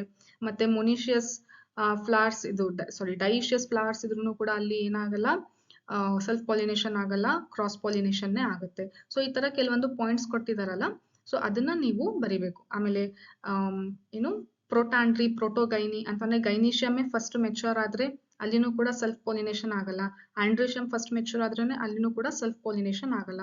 ಸೊ ಯಾವ ತರ ಪ್ಲಾಂಟ್ ಸೆಲ್ಫ್ ಪಾಲಿನೇಷನ್ ನ ಡಿಸ್ಕರೇಜ್ ಮಾಡಿ ಕ್ರಾಸ್ ಪಾಲಿನೇಷನ್ ನ ಎನ್ಕರೇಜ್ ಮಾಡ್ತಾ ಇದೆ ಅನ್ನುವಂಥ ಒಂದು 5 ಪಾಯಿಂಟ್ಸ್ ನೀವು ಅಲ್ಲಿ ಮೆನ್ಷನ್ ಮಾಡಿದ್ರೆ ಸಾಕು. ಇದು ನಿಮಗೆ NCERT ಅಲ್ಲಿ ಸಿಗುತ್ತೆ. ಯಾವುದು? ಸೆಕ್ಷುವಲ್ ರಿಪ್ರೊಡಕ್ಷನ್ ಇನ್ ಫ್ಲವರಿಂಗ್ ಪ್ಲಾಂಟ್ಸ್ ಲೆಸನ್ ಅಲ್ಲಿ, ಅಥವಾ ಮೆಟೀರಿಯಲ್ಸ್ ಅಲ್ಲಿ ಸಪರೇಟ್ ಆಗಿ ಇದಕ್ಕೆ ಅಂತಾನೆ ಈ ತರ ಕ್ವೆಶನ್ ಗೆ ಆನ್ಸರ್ ನಿಮಗೆ ಸಿಗುತ್ತೆ. So that is about this. So 5 points ನೀವು ಕರೆಕ್ಟ್ ಆಗಿ ಮೆನ್ಷನ್ ಮಾಡಿದ್ರ ಅಂದ್ರೆ 5 ಮಾರ್ಕ್ಸ್ ನಿಮಗೆ ಇಲ್ಲಿ ಸಿಗುತ್ತೆ. Next 36 human reproduction lesson in the, this is also most expected question. What it is? Draw a labeled diagram sectional view of human female reproductive system. The one thing you need to look upon this here is you need to mention the name of this diagram below. ಇದೇನು ಅಂತಂದೇಳಿ ಏನಂತ ಬರ್ತಾರೆ? Sectional view of human female reproductive system ಅಂತ ಇಲ್ಲಿ ಕೆಳಗಡೆ ನೀವು ಬರೀಬೇಕು, ಸರಿನಾ? ಸೊ ಮೇಲ್ಗಡೆ ಬರಿಬೇಡಿ, ಆ ನೇಮ್ನ ಡಯಾಗ್ರಾಮಿನ ಕೆಳಗಡೆ ಬರೀಬೇಕು. ನೆಕ್ಸ್ಟ್ ಲೇಬ್ಲಿಂಗ್ ನೀವು ಕರೆಕ್ಟ್ ಆಗಿ ಮಾಡಬೇಕು. So minimum compulsory and minimum compulsory ಎಷ್ಟು ಲೇಬ್ಲಿಂಗ್ ಇರಬೇಕು? 5 ಮಾರ್ಕ್ಸ್ ಕೇಳಿದಾರೆ ಅಂದ್ರೆ ಎಷ್ಟು ಲೇಬ್ಲಿಂಗ್ ಬರಿಬೇಕು? 10 ಲೇಬ್ಲಿಂಗ್. ಸೊ ನೋಡಿ 10 ಕಿಂತ ಜಾಸ್ತಿ ಇರುವಂತ ಲೇಬ್ಲಿಂಗ್ ಇರೋ ಡಯಾಗ್ರಾಮ್ಸ್ ಎಲ್ಲ ನಿಮಗೆ ಕಂಪಲ್ಸರಿ 5 ಮಾರ್ಕ್ಸ್ ಗೆ ಬರುತ್ತೆ ಅಂತಂದೇಳಿ ಅದು ಫಿಕ್ಸ್. ಹೌದಾ? ನಾನು ಸೆಕೆಂಡ್ ಇಯರ್ಗೆ ಯಾವ ಡಯಾಗ್ರಾಮ್ಸ್ ಬರುತ್ತೆ ಅಂತಂದೇಳಿ ಒಂದು PDF ನ ನಾನು ಟೆಲಿಗ್ರಾಮ್ ಚಾನಲ್ ಅಲ್ಲಿ ಹಾಕಿದ್ದೀನಿ. ಟೆಲಿಗ್ರಾಮ್ ಚಾನಲ್ ಲಿಂಕ್ ನಾನು ಇದರ ಡಿಸ್ಕ್ರಿಪ್ಷನ್ ಅಲ್ಲಿ ಹಾಕಿರ್ತೀನಿ, ಅಥವಾ search Botany Bloom you will get Telegram ಅಲ್ಲಿ, ರೈಟ್? ಸೊ ಅಂದ್ರೆ ಮೋಸ್ಟ್ ಎಕ್ಸ್ಪೆಕ್ಟೆಡ್ ಕ್ವೆಶನ್ಸ್ ಯಾವ್ದಾವ್ದಿದೆ ಡಯಾಗ್ರಾಮ್ ಬೇಸ್ಡ್ ಅಲ್ಲಿ ಅಂತಂದೇಳಿ ನಾನು ಆ PDF ನ ಹಾಕಿದ್ದೀನಿ. ನೀವು ಅದನ್ನ ಆಮೇಲೆ ಬೇಕಿದ್ರೆ ನೋಡ್ಬೋದು. ಸೊ see here 10 labelings ಇದನ್ನ ನೋಡಿ. 1 2 3 4 5 6 7 8 9 10 11 12 13 ನೋಡಿ 13 labelings ಇದೆ. So that's why it is under 5 marks question. So compulsory ಆಗಿ ನೀವು 10 ಲೇಬ್ಲಿಂಗ್ ಬರೀಲೇಬೇಕು. ಸೊ ಇದು ಯಾವುದು 36th question is from human reproduction. Next few autosome linked recessive gene blood diseases occur in human population. ಏನಂತ ಹೇಳಿದರೆ? Autosome linked recessive ಜೀನಿನ blood disease ಎಲ್ಲಿ ಇದೆ human population ಅಲ್ಲಿ ನಾವು ಅಂತ ಡಿಸೀಸ್ ನ ನೋಡ್ತಾ ಇದೀವಿ ಅಂತ ಹೇಳಿದ್ದಾರೆ. Among them some are related to qualitative and quantitative problem of synthesizing blood proteins. Explain. ಅದರಲ್ಲಿ ಕೆಲವೊಂದು ಬ್ಲಡ್ ಪ್ರೋಟೀನ್ಸ್ ನ ರಿಲೀಸ್ ಮಾಡೋದ್ರಲ್ಲಿ ಕೆಲವೊಂದು ಕ್ವಾಲಿಟೇಟಿವ್ ಆಗಿ ಆಕ್ಟ್ ಆಗ್ತಿದೆ, ಕೆಲವೊಂದು ಕ್ವಾಂಟಿಟೇಟಿವ್ ಆಗಿ ಅದು ಡಿಸೀಸ್ ಕಾಸ್ ಮಾಡ್ತಾ ಇದೆ. ಸೊ ಅಂತ ಡಿಸೀಸ್ ನ ನೀವು ಎಕ್ಸ್ಪ್ಲೇನ್ ಮಾಡಿ ಅಂತ ಹೇಳಿದ್ದಾರೆ. ಸೊ ನಮಗೆ ಗೊತ್ತಿದೆ ಕ್ವಾಲಿಟೇಟಿವ್ ಅಂತ ಅಂದ್ರೆ ಯಾವುದು? Sickle cell anaemia. ಕ್ವಾಂಟಿಟೇಟಿವ್ ಅಂತ ಅಂದ್ರೆ ಯಾವುದು? ಥ್ಯಾಲಾಸಿಮಿಯಾ. ಸೊ ಇದರ ಬಗ್ಗೆ ನೀವು ಎಕ್ಸ್ಪ್ಲೇನ್ ಮಾಡಬೇಕು. ಅಂದ್ರೆ ಒಂದಕ್ಕೆ ಇಲ್ಲಿ 2.5 ಮಾರ್ಕ್ಸ್ ಸಿಗುತ್ತೆ. ಸೊ ಒಂದನ್ನ ಎಕ್ಸ್ಪ್ಲೇನ್ ಮಾಡಿದ್ರೆ ನಿಮಗೆ 2.5 ಮಾರ್ಕ್ಸ್ ಸಿಗುತ್ತೆ. ಇಲ್ಲಿ ಸಪರೇಟ್ ಆಗಿ ಮಾರ್ಕ್ಸ್ ಸ್ಪ್ಲಿಟ್ ಮಾಡಿ ಹೇಳಿಲ್ಲ, but it is understood that because it is a 5 marks question and each carries equal weightage here, qualitative and quantitative. So sickle cell anemia ಬಗ್ಗೆ ಏನು ಬರೀತೀರಾ ಅಂತಂದ್ರೆ what it is, sickle cell anaemia ಏನು, ಯಾಕೆ ಕಾಸ್ ಏನು, ಯಾಕೆ ಇದು ಆಯಿತು, ಮತ್ತೆ ಇದರಲ್ಲಿ ಕಾಸ್ ಆದ್ರೆ ಏನು ಎಫೆಕ್ಟ್ ಆಗುತ್ತೆ, ಮತ್ತೆ ಹೆಂಗೆ ಇದು ಕ್ವಾಲಿಟೇಟಿವ್ ಅಂತ ಬರೀತೀರಾ. ಸೊ ಇದು ನಿಮಗೆ NCERT ಅಲ್ಲಿ ಸಪ್ರೇಟ್ ಪ್ಯಾರಾಗ್ರಾಫ್ ಇದೆ, ಸಿಕಲ್ ಸೆಲ್ ಅನಿಮಿಯಾ ಮತ್ತೆ ಥ್ಯಾಲಸಿಮಿಯಾ ಅದ್ರ principle of inheritance and variation lesson ಅಲ್ಲಿ. ಸೊ ಇದನ್ನ ನೀವು ಬರೀತೀರಾ. ಇದರಲ್ಲೂ ಥ್ಯಾಲಸೀಮಿಯಾನು ಅಷ್ಟೇ, ವಾಟ್ ಇಸ್ ಥ್ಯಾಲಸೀಮಿಯಾ, ಕಾಸ್ ಏನು, ಅದರಿಂದ ಬರುವಂತ ಅದರಿಂದ ಆಗುವಂತ ಎಫೆಕ್ಟ್ ಏನು, and why it is considered as quantitative ಅಂತ ಹೇಳಿ ನೀವು ಇದಿಷ್ಟು ಒಂದು 4 ಸೆಂಟೆನ್ಸ್, ಸಿಕಲ್ ಸೆಲ್ ಅನಿಮಿಯಾಗೆ 4 ಸೆಂಟೆನ್ಸ್, ಥ್ಯಾಲಸೀಮಿಯಾಗೆ 4 ಸೆಂಟೆನ್ಸ್ ಬರೆದ್ರೆ ನಿಮಗೆ ಇಲ್ಲಿ 5 ಮಾರ್ಕ್ಸ್ ಸಿಗುತ್ತೆ. So this is how you need to analyze if they have given 5 marks and there is no split marks in the question mentioned, right? Next, so this is about 37th question from principle of inheritance and variation. Next 38 ನೋಡಿ ಯಾವ್ದನ್ನ ಕೇಳಿದರೆ molecular basis ಅಲ್ಲಿ, that is mol bio ದಿಂದ ಕೇಳಿರೋದು. DNA replication is fast, accurate, energetically expensive, substrate and enzyme dependent, initiated from specific site and cannot uncoil on its entire length. Explain the process of DNA replication considering all these features. ನೋಡಿ direct question ಇರೋದು, ನಾನು ಇಲ್ಲಿ explanation ಕೊಟ್ಟಿಲ್ಲ, but ಯಾವುದು ಈ ತರ specific different questions ಬಂದಿದೆ ಅದಕ್ಕೆ ನಾನೇ ಆನ್ಸರ್ ಬರೆದು ನಿಮಗೆ ಇಲ್ಲಿ ತೋರಿಸ್ತಾ ಇದ್ದೀನಿ. ಸೊ ಸರಿನಾ? ಸೊ ಈ ಕ್ವೆಶನ್ ನ ಫಸ್ಟ್ ಅರ್ಥ ಮಾಡ್ಕೊಳ್ಳಿ. ಏನಂತ ಹೇಳ್ತಾ ಇದ್ದಾರೆ, ರೆಪ್ಲಿಕೇಶನ್ ಬಗ್ಗೆ ಕೊಟ್ಟಿರೋ question. Okay, so it is DNA replication ಅಂತ ಹೇಳ್ತಾ ಇದ್ದಾರೆ. ಸೊ ರೆಪ್ಲಿಕೇಶನ್ ಬಗ್ಗೆ ಕೇಳ್ತಿರೋ ಕ್ವೆಶನ್ ಏನಂತ ಹೇಳಿದ್ರೆ, ರೆಪ್ಲಿಕೇಶನ್ ಇಸ್ ಫಾಸ್ಟ್. ರೆಪ್ಲಿಕೇಶನ್ ಏನಿದೆ ಫಾಸ್ಟ್ ಆಗಿದೆ, ಅಕ್ಯುರೇಟ್ ಇದೆ ತುಂಬಾ, ಮತ್ತೆ ಎನರ್ಜೆಟಿಕಲಿ ಎಕ್ಸ್ಪೆನ್ಸಿವ್ ಕೂಡ ಇದೆ, ಮತ್ತೆ ಸಬ್ಸ್ಟ್ರೇಟ್ ಅಂಡ್ ಎನ್ಸೈಮ್ ಡಿಪೆಂಡೆಂಟ್. ಓಕೆನಾ? ಸೊ DNA ರೆಪ್ಲಿಕೇಶನ್ಗೆ ಸಬ್ಸ್ಟ್ರೇಟ್ ಮತ್ತೆ ಎನ್ಸೈಮ್ ಡಿಪೆಂಡೆಂಟ್ ಆಗುವಂತ ಪ್ರಾಸೆಸ್ ಇದು DNA replication. And initiated from specific site, ಎಲ್ಲೆಲ್ಲೂ ಸ್ಟಾರ್ಟ್ ಆಗಲ್ಲ, ರೆಪ್ಲಿಕೇಶನ್ ಸ್ಪೆಸಿಫಿಕ್ ಸೈಟ್ ಇಂದ ಸ್ಟಾರ್ಟ್ ಆಗುತ್ತೆ. And cannot uncoil on its entire length. ಓಕೆನಾ? ಸೊ ಕಾಯಿಲ್ ಆಗಿರೋದು ಅನ್ಕಾಯಿಲ್ ಆಗಲ್ಲ ಇಡೀ DNA ಅಂತ ಹೇಳಿದ್ದಾರೆ. ಸೊ ಇದಿಷ್ಟು ಏನಾಯ್ತು, ರೆಪ್ಲಿಕೇಶನ್ ಬಗ್ಗೆನೇ ಅವರು ಹೇಳ್ತಿರುವಂತ ಚಿಕ್ಕ ಚಿಕ್ಕ ಹಿಂಟ್ ಅಥವಾ ಕೀವರ್ಡ್ಸ್ ಅಥವಾ ಪ್ರಾಪರ್ಟೀಸ್ ಟೈಪ್ ಇದೆ. So explain the process of DNA replication considering all these features. ಇದೆಲ್ಲಾ ಫೀಚರ್ ನ ಇಟ್ಕೊಂಡು DNA ರೆಪ್ಲಿಕೇಶನ್ ಪ್ರೊಸೆಸ್ ನ ಎಕ್ಸ್ಪ್ಲೇನ್ ಮಾಡಿ ಅಂತ ಹೇಳ್ತಾ ಇದ್ದಾರೆ. ಸೊ ನೀವ್ ಏನ್ ಮಾಡ್ಬೇಕು ಅಂತಂದ್ರೆ ಆನ್ಸರ್ ಅಲ್ಲಿ ಕಂಪಲ್ಸರಿ ಇದೆಲ್ಲಾ ಪಾಯಿಂಟ್ಸ್ ಮೆನ್ಷನ್ ಆಗಿರ್ಬೇಕು. ನೋಡಿ, ಒಂದ್ ನಿಮಿಷ, 1 2 3 4 5 ನೋಡಿ ಎಷ್ಟು ಪ್ರಾಪರ್ಟೀಸ್ ಕೇಳ್ತಾ ಇದ್ದಾರೆ. 5 properties they are asking. Fast, accurate, energetically expensive, substrate and enzyme dependent, initiated from specific site and cannot uncoil on its entire length. So completely we need to include all these 5 properties in our answer, right? So ಯಾವ ತರ ಬರೀಬೇಕು ಅಂತ ನೋಡಿ. So first ಏನ್ ಬರೀತೀರಾ, replication ಅಂದ್ರೆ ಏನು ಅಂತ ಒಂದು ಸೆಂಟೆನ್ಸ್ ಬರೀತೀರಾ. So what is replication? Copy ಮಾಡ್ಕೊಳ್ಳೋದು. DNA make its another copy. 1 DNA ಇಂದ 2 DNA ಕಾಪಿ ಆಗುವಂತ process. That is, it's a biological process of producing 2 identical replicas of DNA from one original molecule. So ಒಂದು DNA ಇಂದ copy ಆಗ್ಬಿಟ್ಟು 2 DNA ಆಗುವಂತ process. That is known as replication, right? Then in E. coli, so ಈ process complete ಆಗಿ ಇರೋದು explain ಮಾಡಿರೋದು NCERT ಅಲ್ಲಿ ಯಾವುದು ಅಂದ್ರೆ ಪ್ರೊಕ್ಯಾರಿಯೋಟ್ಸ್ ಅಲ್ಲಿ ಎಕ್ಸ್ಪ್ಲೇನ್ ಮಾಡಿದ್ದಾರೆ. ಅದರಲ್ಲಿ ತಗೊಂಡಿರೋ ಎಕ್ಸಾಂಪಲ್ ಯಾವುದು? ಸೊ ಮಾಡೆಲ್ ಆರ್ಗಾನಿಸಮ್ ಯಾವಾಗ್ಲೂ ಎಲ್ಲದಕ್ಕೂ ಯಾವ್ದು ಯೂಸ್ ಮಾಡ್ತೀವಿ ನಾವು? E. coli. So E. coli ನ ಇಟ್ಕೊಂಡು ಇಲ್ಲಿ ಹೇಳಿದ್ದಾರೆ. ಸೊ ಹಾಗಾಗಿ ಆನ್ಸರ್ ಅಲ್ಲೂ ಕೂಡ ನೀವು ಅದನ್ನ ಮೆನ್ಷನ್ ಮಾಡಿ ಬರೀಬಹುದು. So in E. coli first ಯಾವ್ದು ನಾವು ಇಲ್ಲಿ ತಗೋಬೇಕು? ಫಾಸ್ಟ್ ಅನ್ನೋ ಪಾಯಿಂಟಿಗೆ, ಫಾಸ್ಟ್ ಅನ್ನೋ ಪ್ರಾಪರ್ಟಿಗೆ ನಾವು ಎಕ್ಸ್ಪ್ಲೇನ್ ಮಾಡಬೇಕಾಗಿದೆ. So this is how you need to write. In E. coli, the process of replication completes within 18 minutes. ಓಕೆನಾ? ಸೊ ಕಂಪ್ಲೀಟ್ ರೆಪ್ಲಿಕೇಶನ್ ಪ್ರೊಸೆಸ್ ಎಷ್ಟು ಮಿನಿಟ್ಸ್ ಅಲ್ಲಿ ಆಗುತ್ತೆ? 18 ಮಿನಿಟ್ಸ್ ಅಲ್ಲಿ ಮುಗ್ದೋಗುತ್ತೆ. The average rate of polymerization is approximately 2000 base pairs per second. So ಒಂದು ಉದ್ದ DNA 18 minutes ಅಲ್ಲಿ ಅದರ 2 ಕಾಪಿ ಮಾಡ್ತಾ ಇದೆ ಅಂತಂದ್ರೆ ಅದರ ಸ್ಪೀಡ್ ಎಷ್ಟಿದೆ ಅಂತಂದ್ರೆ ಬೇಸ್ ಪೇರ್ಸ್ 1 ಸೆಕೆಂಡಿಗೆ 2000 ಬೇಸ್ ಪೇರ್ಸ್ ನ ಕಾಪಿ ಮಾಡ್ತಾ ಬರುತ್ತೆ. Like it is copying and it is moving fast, very fast. ನಮಗೆ ಕಣ್ ತೆಗೆಷ್ಟೊತ್ತಿಗೆ 2000 ಬೇಸ್ ಪೇರ್ಸ್ ನ ಆಡ್ ಮಾಡಿದೆ ಅದು. Just imagine, this is how it is fast.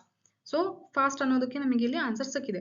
So Dus replication process is very fast. So this is line I have taken from the NCERT.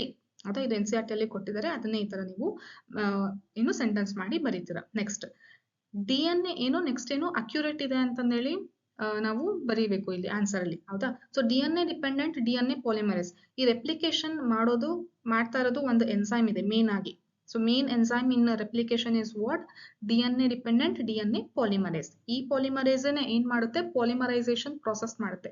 Polymerisation process ಅಂತಂದ್ರೆ ಏನು? Basis ನ add ಮಾಡ್ತಾ ಬರೋದು. ಓಕೆನಾ? Suppose A ಇತ್ತು ಅಂತಂದ್ರೆ ಅಲ್ಲಿ ಅದೇ ತರನೇ ಇನ್ನೊಂದು ಕಾಂಪ್ಲಿಮೆಂಟರಿ ಸ್ಟ್ಯಾಂಡ್ ಟಿ ಆ ತರ ಆಡ್ ಮಾಡ್ತಾ ಬರಬೇಕು. ಸೊ ಈ ಪ್ರೊಸೆಸ್ ಏನಂತ ಕರಿತೀವಿ? Polymerisation process. ನೋಡಿ 2000 1 ಸೆಕೆಂಡ್ ಅಲ್ಲಿ ಆಡ್ ಮಾಡ್ತಾ ಇದೆ ಅಂತಂದ್ರೆ ಸುಮ್ನೆ ಯಾವ್ದಾವ್ದು ಆಡ್ ಮಾಡ್ಕೊಂಡು ಬರಕ್ ಆಗಲ್ಲ. ಅದು ಅಕ್ಯುರೇಟ್ ಆಗಿ ಕರೆಕ್ಟ್ ಆಗಿ ಕಾಂಪ್ಲಿಮೆಂಟರಿ ಬೇಸಸ್ ನ ಆಡ್ ಮಾಡ್ತಾ ಬರಬೇಕು. So that's why it is very accurate ಅಂತ ಹೇಳ್ತಿರೋದು. ಅದರಲ್ಲಿ ಸ್ವಲ್ಪ ಚೇಂಜ್ ಆದ್ರೂ ಏನಾಗ್ಬಿಡುತ್ತೆ? ಮ್ಯೂಟೇಶನ್ ಆಗುತ್ತೆ. ಸ್ವಲ್ಪ ಏನಾದ್ರೂ ಅದರಲ್ಲಿ ಆಡ್ ಮಾಡ್ಬೇಕಾದ್ರೆ ಚೇಂಜ್ ಆದ್ರೆ ಜೀನ್ ಮ್ಯೂಟೇಶನ್. ಜೀನ್ ಮ್ಯೂಟೇಶನ್ ಅಂತ ಅಂದ್ರೆ ಏನು ಜಿನೋಟಿಪಿಕಲಿ ಚೇಂಜ್ ಆಗಿರೋ ಕ್ಯಾರೆಕ್ಟರ್ ಫಿನೋಟಿಪಿಕಲಿ ಎಕ್ಸ್ಪ್ರೆಸ್ ಆಗುತ್ತೆ. ಸೊ ಏನಾದ್ರು ಡಿಸೀಸ್ ಕಾಸ್ ಮಾಡುವಂತಹ ಸಿಂಪ್ಟಮ್ಸ್, ಡಿಸೀಸ್ ಆಗುವಂತಹ ಚಾನ್ಸಸ್ ಇರುತ್ತೆ. So that's why this process should be done in very accurate manner. By whom? ಯಾವುದು? DNA dependent DNA polymerase enzyme, right? So ಇದು ಸೆಕೆಂಡ್.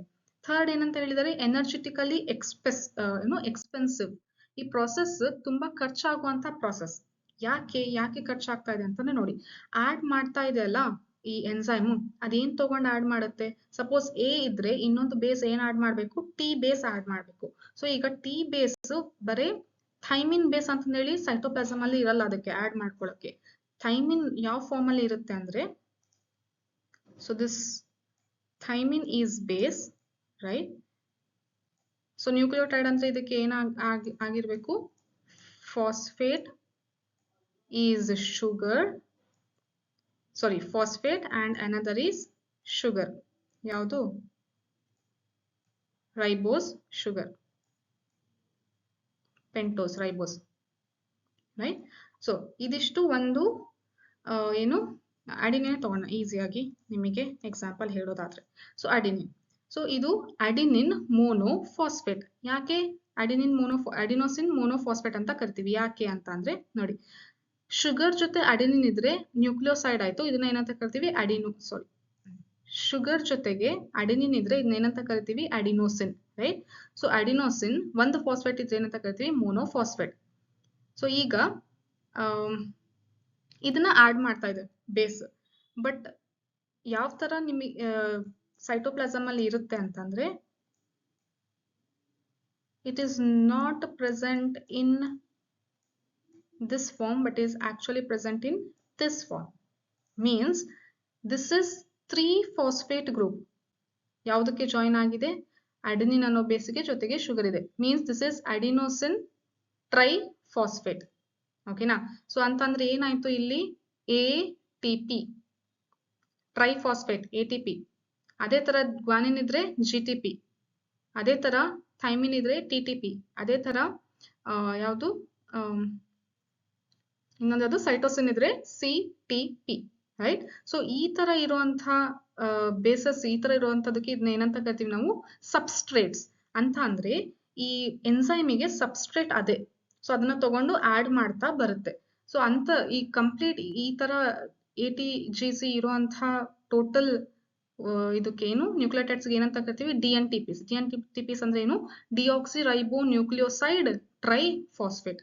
ನೋಡಿ, ಡಿಆಕ್ಸಿ ರೈಬೋ ನ್ಯೂಕ್ಲಿಯೋಸೈಡ್, ಈ nucleoside ಯಾವ್ದಾದ್ರು ಆಗಿರ್ಬೋದು, ATGC ಯಾವ್ದಾದ್ರು ನ್ಯೂಕ್ಲಿಯೋಸೈಡ್ ಆಗಿರ್ಬೋದು, ಜೊತೆಗೆ ಏನಿರುತ್ತೆ? ಟ್ರೈಫಾಸ್ಫೇಟ್ ಇರುತ್ತೆ. ಸೊ ಈ ಟ್ರೈಫಾಸ್ಫೇಟ್ ಏನಾಗುತ್ತೆ ಅಂತ ಅಂದ್ರೆ, suppose this is ATP, then here a bond is broken down. ಓಕೆನಾ? ಬಾಂಡ್ ಬ್ರೇಕ್ ಆಗ್ಬಿಟ್ಟು, ಸಾರಿ ಇಲ್ಲಲ್ಲ, ಇಲ್ಲಿ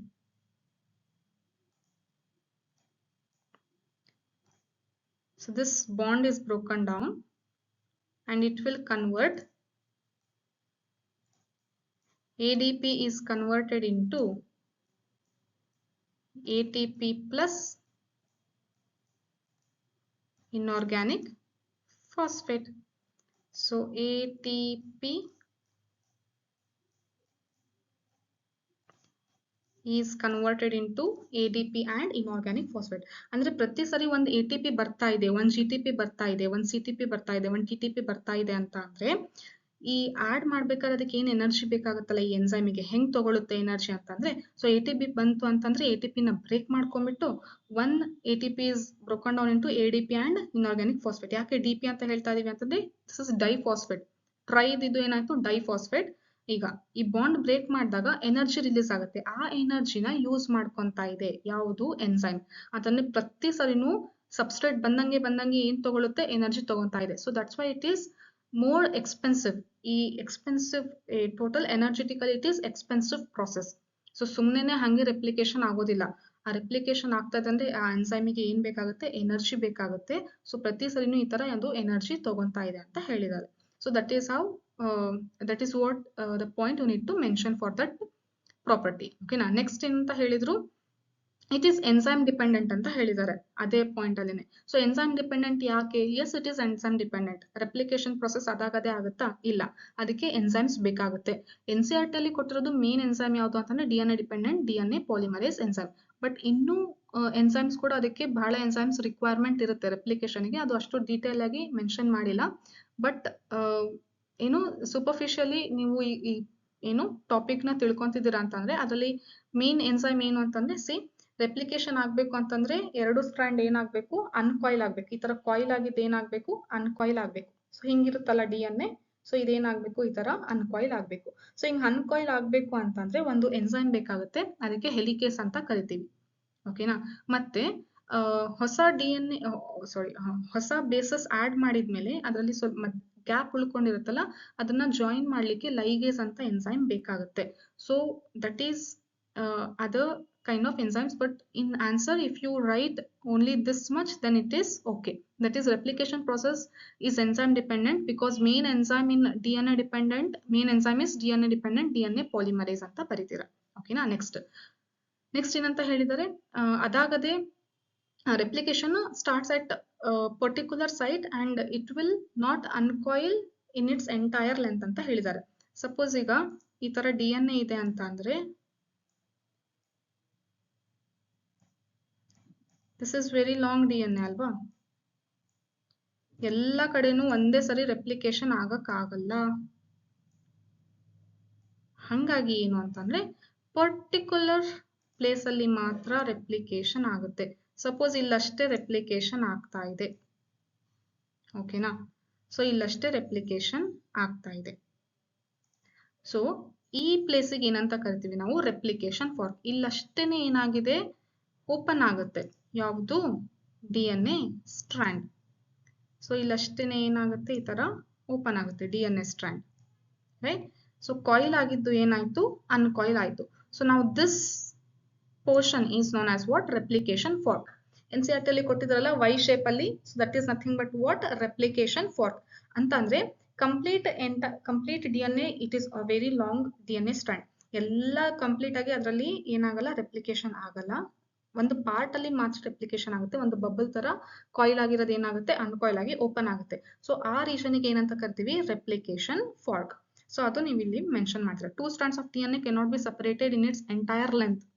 ಓಕೆನಾ. ಯಾಕಂದ್ರೆ ಕಾಯಿಲ್ ಆಗಿರುತ್ತಲ್ಲ ಅದು ಬಹಳ ಏನು ಟೈಟ್ ಆಗಿ ಕಾಯಿಲ್ ಆಗಿರುತ್ತೆ. ನೀವು ಒಂದ್ ಕಡೆ ಅನ್ಕಾಯಿಲ್ ಮಾಡ್ತಿದ್ರೆ ಇನ್ನೊಂದ್ ಕಡೆ ಆಗ್ಲಿ ಪ್ರೆಷರ್ ಕ್ರಿಯೇಟ್ ಆಗ್ಬಿಟ್ಟಿರುತ್ತೆ. ಸಪೋಸ್ ಈಗ ಎರಡು ಹಗ್ಗ ಟೈಟ್ ಆಗಿ ನೀವು ಸುತ್ತಿದ್ರೆ ಒಂದ್ ಕಡೆ ಹಿಂಗ್ ಓಪನ್ ಮಾಡ್ತಿದ್ರೆ ಇನ್ನೊಂದ್ ಕಡೆ ಏನಾಗುತ್ತೆ ಟೈಟ್ ಆಗ್ತಿರುತ್ತೆ. ಸೊ ಅದೇ ತರ DNA ಸ್ಟ್ರಾಂಡ್ ಕೂಡ ಕಂಪ್ಲೀಟ್ ಆಗಿ ಎರಡೂ ಕಡೆನೂ ನಮಗೆ ಅನ್ಕಾಯಿಲ್ ಮಾಡಕ್ ಆಗಲ್ಲ. ಸೊ ಹಂಗಾಗಿ ಒಂದೊಂದು ಏರಿಯಾದಲ್ಲಿ ಮಾತ್ರ ಅನ್ಕಾಯಿಲ್ ಮಾಡ್ಬಿಟ್ಟು ಅಲ್ಲಷ್ಟು ರೆಪ್ಲಿಕೇಶನ್ ಆಗ್ತಾ ಬರುತ್ತೆ. replication occur within a small opening of the helix that is called was what? A replication fork. Then there is a definite region in E. coli. ಏನು ಈ ಒಂದು E. coli ಆರ್ಗಾನಿಸಮ್ ಅಲ್ಲಿ ರೆಪ್ಲಿಕೇಶನ್ ಆಗ್ಬೇಕು ಅಂತಂದ್ರೆ correct ಆಗಿ ಇಲ್ಲೇ ಆಗ್ಬೇಕು ಅಂತ ಹೆಂಗ್ ಗೊತ್ತಾಗುತ್ತೆ ಎನ್ಸೈಮಿಗೆ ಅಂತ ಅಂದ್ರೆ because there is one site known as origin of replication. So ಇಲ್ಲಿ ಒಂದು ಒರಿಜಿನ್ ಆಫ್ ರೆಪ್ಲಿಕೇಶನ್ ಅಂತ ಸೈಟ್ ಇರುತ್ತೆ. ಸೊ ಹಂಗಾಗಿ ಅಲ್ಲಿನೇ ಮಾತ್ರ ಏನಾಗ್ಬೇಕು ರೆಪ್ಲಿಕೇಶನ್ ಆಗ್ಬೇಕು. ಎಲ್ಲಿ ಈ ತರ ಓಪನಿಂಗ್ ಆಗಿದೆ, ಎಲ್ಲಿ ಒರಿಜಿನ್ ಆಫ್ ರೆಪ್ಲಿಕೇಶನ್ ಸೈಟ್ ಇದೆ ಅಲ್ಲಿನೇ ಬಂದು DNA ಪಾಲಿಮರೇಸ್ ಬಂದ್ಬಿಟ್ಟು ಏನ್ ಮಾಡುತ್ತೆ DNA ಡಿಪೆಂಡೆಂಟ್ DNA ಪಾಲಿಮರೇಸ್ ಬಂದು ಏನ್ ಮಾಡುತ್ತೆ ರೆಪ್ಲಿಕೇಶನ್ ಪ್ರೊಸೆಸ್ ನ ಸ್ಟಾರ್ಟ್ ಮಾಡುತ್ತೆ. ಇದಾದ್ಮೇಲೆ ಇನ್ನೂ 2 ಪಾಯಿಂಟ್ ಬರೀತೀರಾ. ಯಾವುದು ಅಂತಂದ್ರೆ ಒಂದು 5' to 3' continuous 3' to 5' discontinuous strand Okazaki fragment ಆಗುತ್ತೆ ಅಂತ ಹೇಳಿ ಅದನ್ನ ಅದೆರಡು ಪಾಯಿಂಟ್ ಮೆನ್ಷನ್ ಮಾಡಿ ನೀವು ಟೋಟಲ್ ಕಂಪ್ಲೀಟ್ ರೆಪ್ಲಿಕೇಶನ್ ಪ್ರೊಸೆಸ್ನ ನೀವು ಈ ತರ ಬರೆದು ಪ್ರೆಸೆಂಟ್ ಮಾಡಬೇಕು. So total this is carries 5 marks. So 5 ಪ್ರಾಪರ್ಟೀಸ್ನು ಕರೆಕ್ಟ್ ಆಗಿ ಬರೆದು ಜೊತೆಗೆ ಒಂದೆರಡು ಎಕ್ಸ್ಟ್ರಾ ಪಾಯಿಂಟ್ ಯಾವುದು ಕೊನೆಗೆ ರೆಪ್ಲಿಕೇಶನ್ ಪ್ರೊಸೆಸ್ನ ಎಕ್ಸ್ಪ್ಲೇನ್ ಮಾಡಿ ಅಂತ ಕೇಳಿದಾರಲ್ಲ. ಸೊ ಯಾವ ತರ ರೆಪ್ಲಿಕೇಶನ್ ಆಗುತ್ತೆ, ಒಂದು ಕಂಟಿನ್ಯೂಸ್ ಸ್ಟ್ರಾಂಡ್ ಇನ್ನೊಂದು ಡಿಸ್ಕಂಟಿನ್ಯೂಸ್ ಸ್ಟ್ರಾಂಡ್ ಒಕ್ಕಾಜಾಕಿ ಫ್ರಾಗ್ಮೆಂಟ್ಸ್ ಕ್ರಿಯೇಟ್ ಆಗುತ್ತೆ. ಆಮೇಲೆ ಅದು ನೆಕ್ಸ್ಟ್ ಜಾಯಿನ್ ಆಗ್ಬಿಟ್ಟು ಎರಡು DNA ಫಾರ್ಮೇಶನ್ ಆಗುತ್ತೆ ಇನ್ ಸೆಮಿ ಕನ್ಸರ್ವೇಟಿವ್ ಮ್ಯಾನರ್ ಅಂತ ಬರೆದು ಆನ್ಸರ್ನ ನೀವು ಮುಗಿಸ್ತೀರಾ. So this is about this question from mol bio. Next, some drug bottles, 39th question, some drug bottles had their name labels missing in a drug store of a hospital. ಏನಂತ ಹೇಳಿದರೆ ಕೆಲವೊಂದು bottles ಇದೆ ಅಂತೆ, ಅದರ labels ಏನಾಗ್ಬಿಟ್ಟಿದೆ, miss ಆಗಿದೆ hospital ಅಲ್ಲಿ. ಓಕೆನಾ, hospital ಅಲ್ಲಿ ಸ್ಟೋರ್ ಮಾಡಿರುವಂತ ಪ್ಲೇಸ್ ಅಲ್ಲಿ ಏನಾಗಿದೆ, ಅದರ ನೇಮ್ ಲೇಬಲ್ ಇದೆಲ್ಲ ಮಿಸ್ ಆಗಿದೆ. The staff needs to identify the drugs with their actions still written on them. ಆದ್ರೆ ಅದರ ಆಕ್ಷನ್ ಏನಿದೆ ಅಂದ್ರೆ ಆ ಔಷಧಿಯ ಆಕ್ಷನ್ ಏನಿದೆ ಅಂತಂದೇಳಿ ಬರ್ದಿರೋದು ಇದೆ, ಮೆನ್ಷನ್ ಆಗಿದೆ. ಆದ್ರೆ ಅದರ ನೇಮ್ ಗೊತ್ತಿಲ್ಲ, ಮತ್ತೆ ಅದು ಯಾವ್ದ್ರಿಂದ ತೆಗ್ದಿದ್ದಾರೆ ಅಂತಾನೂ ಗೊತ್ತಿಲ್ಲ. ಸೊ ನಾವು ಏನ್ ಮಾಡ್ಬೇಕು ಅಂದ್ರೆ ಅದನ್ನ ಐಡೆಂಟಿಫೈ ಮಾಡ್ಬೇಕು ಅಂತ ಹೇಳಿದ್ದಾರೆ. Analyse their actions listed below and identify the name of each drug and also the source of each of them. ನೋಡಿ, ಒಂದು ಬಾಟಲ್ ಇದೆ, ಇದ್ರ ನೇಮ್ ಮಿಸ್ ಆಗಿದೆ. ಓಕೆನಾ, ಆದ್ರೆ ಅದು ಏನು ಆಕ್ಷನ್ ಅಂತಂದೇಳಿ ಕೆಳಗಡೆ ಮೆನ್ಷನ್ ಆಗಿದೆ ಹೌದಾ. ಸೊ ಅದರ ಬೇಸಿಸ್ ಮೇಲೆ ಇದು ಏನು ಈ ಕಂಪ್ಲೀಟ್ ಏನು ಔಷಧಿ ಅದರ ನೇಮ್ ಏನು ಮತ್ತೆ ಅದು ಯಾವ್ದರಿಂದ ಎಕ್ಸ್ಟ್ರಾಕ್ಟ್ ಮಾಡಿದ್ದಾರೆ ಅಂತ ಹೇಳಿ ನಾವು ಇವಾಗ ಕಂಡುಹಿಡಿಬೇಕಾಗುತ್ತೆ. So we need to answer these two. One is name and another is source based on its action. ಓಕೆನಾ, ಸೊ ಆಕ್ಷನ್ ಏನು ಅಂತ ಹೇಳಿ ಇಲ್ಲಿ ಮೆನ್ಷನ್ ಮಾಡಿದರೆ ಒಂದೊಂದನ್ನೇ ನೋಡ್ತಾ ಬರೋಣ. First one, drug one action ಏನು, used by doctors as sedative and pain killer. ಓಕೆನಾ, ಸೊ ಸೆಡೇಟಿವ್ ಮತ್ತೆ ಪೇನ್ ಕಿಲ್ಲರ್ ಅಂತ ಅಂದ್ರೆ ನಮಗೆ ಗೊತ್ತಿರೋದು ಯಾವುದು, NCERT ಅಲ್ಲಿ ಕೊಟ್ಟಿರೋದು ಮಾರ್ಫಿನ್, ರೈಟ್. ಸೊ ಅದರ ಡ್ರಗ್ ಹೆಸರೇನು, ಮಾರ್ಫಿನ್. ಯಾವ್ದ್ರಿಂದ ಎಕ್ಸ್ಟ್ರಾಕ್ಟ್ ಮಾಡಿರೋದು, ಸೋರ್ಸ್ ಯಾವುದು ಅಂತಂದ್ರೆ ಓಪಿಯಂ ಪಾಪಿ ಅಂತಂದ್ರೆ ಪೆಪಾವರ್ ಸೋಮಿನಿಫೆರಮ್ ಪ್ಲಾಂಟ್ ಇಂದ. Next, drug two, patients to cope with insomnia and depression. Okay, insomnia ಮತ್ತೆ ಡಿಪ್ರೆಷನ್ ಆಗೋದು ಯಾವ ಏನು ಡ್ರಗ್ ಇಂದ ಅಂತ ಅಂದ್ರೆ, ಯಾವ ಕೆಮಿಕಲ್ ಎಕ್ಸ್ಟ್ರಾಕ್ಟ್ ಇಂದ ಅಂತ ಅಂದ್ರೆ ದಟ್ ಈಸ್ ಬಾರ್ಬಿಚುರೇಟ್ಸ್, ನೆಕ್ಸ್ಟ್ ಆಂಫಿಟಮೈನ್ಸ್ ಮತ್ತೆ ಬೆನ್ಜಾಡಯಾಜೆಪೈನ್ಸ್. ಓಕೆನಾ, ಸೊ ಇದಿಷ್ಟು ಆಕ್ಚುಲ್ ಆಗಿ ಇದರ ಸೋರ್ಸ್ ಕೊಟ್ಟಿಲ್ಲ NCERT ಅಲ್ಲಿ, ರೈಟ್. ಬಟ್ ಏನಂತೂ ಬಾರ್ಬಿಚುರೇಟ್ಸ್ ಅಂತಂದ್ರೆ ಬಾರ್ಬಿಟುರಿಕ್ ಆಸಿಡ್ ಅಂತ ನೀವು ಇಷ್ಟು ಆನ್ಸರ್ ಬರೆದ್ರು ಸಾಕಾಗುತ್ತೆ. ಯಾವ್ದ್ರಿಂದ ಅಂದ್ರೆ ಬಾರ್ಬಿಟುರಿಕ್ ಆಸಿಡ್, ಇದರ ಸೋರ್ಸ್ ಮೆನ್ಷನ್ ಮಾಡಿಲ್ಲ. So this is not there in your NCERT. Next, drug 3 increases blood pressure and heart rate of consumer. ಯಾರು ಅದನ್ನ ತಗೊಂತಾರೋ ಅವ್ರಿಗೆ ಏನಾಗುತ್ತೆ ಅಂತಂದ್ರೆ ಬ್ಲಡ್ ಪ್ರೆಷರ್ ಜಾಸ್ತಿ ಆಗುತ್ತೆ, ಹಾರ್ಟ್ ರೇಟ್ ಕೂಡ ಜಾಸ್ತಿ ಆಗುತ್ತೆ. ಯಾವ್ದ್ರಿಂದ ಈ ತರ ಆಗೋದು, ನಿಕೋಟಿನ್. ನಿಕೋಟಿನ್ ಅನ್ನೋದು ಏನು, ಡ್ರಗ್ಗಿನ ನೇಮ್. ಯಾವ್ದ್ರಿಂದ ಎಕ್ಸ್ಟ್ರಾಕ್ಟ್ ಮಾಡ್ತಾರೆ, ಟೊಬ್ಯಾಕೊ ಪ್ಲಾಂಟ್ ಇಂದ. ಸೈಂಟಿಫಿಕ್ ನೇಮ್ ಕೂಡ ನೀವು ಇಲ್ಲಿ ಮೆನ್ಷನ್ ಮಾಡ್ಬೇಕಾಗ್ತೀನು, ನಿಕೋಟಿಯಾನಾ ಟೊಬ್ಯಾಕಮ್, ನಿಕೋಶಿಯಾನಾ ಟೊಬ್ಯಾಕಮ್. ಓಕೆನಾ. Next, fourth one, act as depressant and slows down body functions. Depressant ಆಗಿ ಆಕ್ಟ್ ಮಾಡುತ್ತೆ ಮತ್ತೆ ಬಾಡಿ ಫಂಕ್ಷನ್ಸ್ ನ ಸ್ಲೋ ಮಾಡುವಂತಹ ಡ್ರಗ್ ಯಾವುದು ಅಂತ ಕೇಳಿದ್ರೆ answer is heroin. Okay, heroin ಯಾವ್ದ್ರಿಂದ ಮಾಡ್ತಾರೆ, acetylation of morphine. So morphine is what, again what is the source, papaver somniferum, right. Next, affects cardiovascular system of the body. Okay na, cardiovascular system ಗೆ effect ಆಗುವಂತಹ drug ಯಾವುದು ಅಂತ ಕೇಳಿದ್ರೆ that is cannabinoids. ಯಾವ್ದ್ರಿಂದ extract ಮಾಡ್ತಾರೆ, cannabis sativa plant. See, wherever the scientific name is there I have italicized, means you need to write and underline it separately. Genus ಮತ್ತೆ species ನ correct ಆಗಿ underline ಮಾಡಿ separate ಆಗಿ, ಮತ್ತೆ species name starts with small and genus name starts with capital.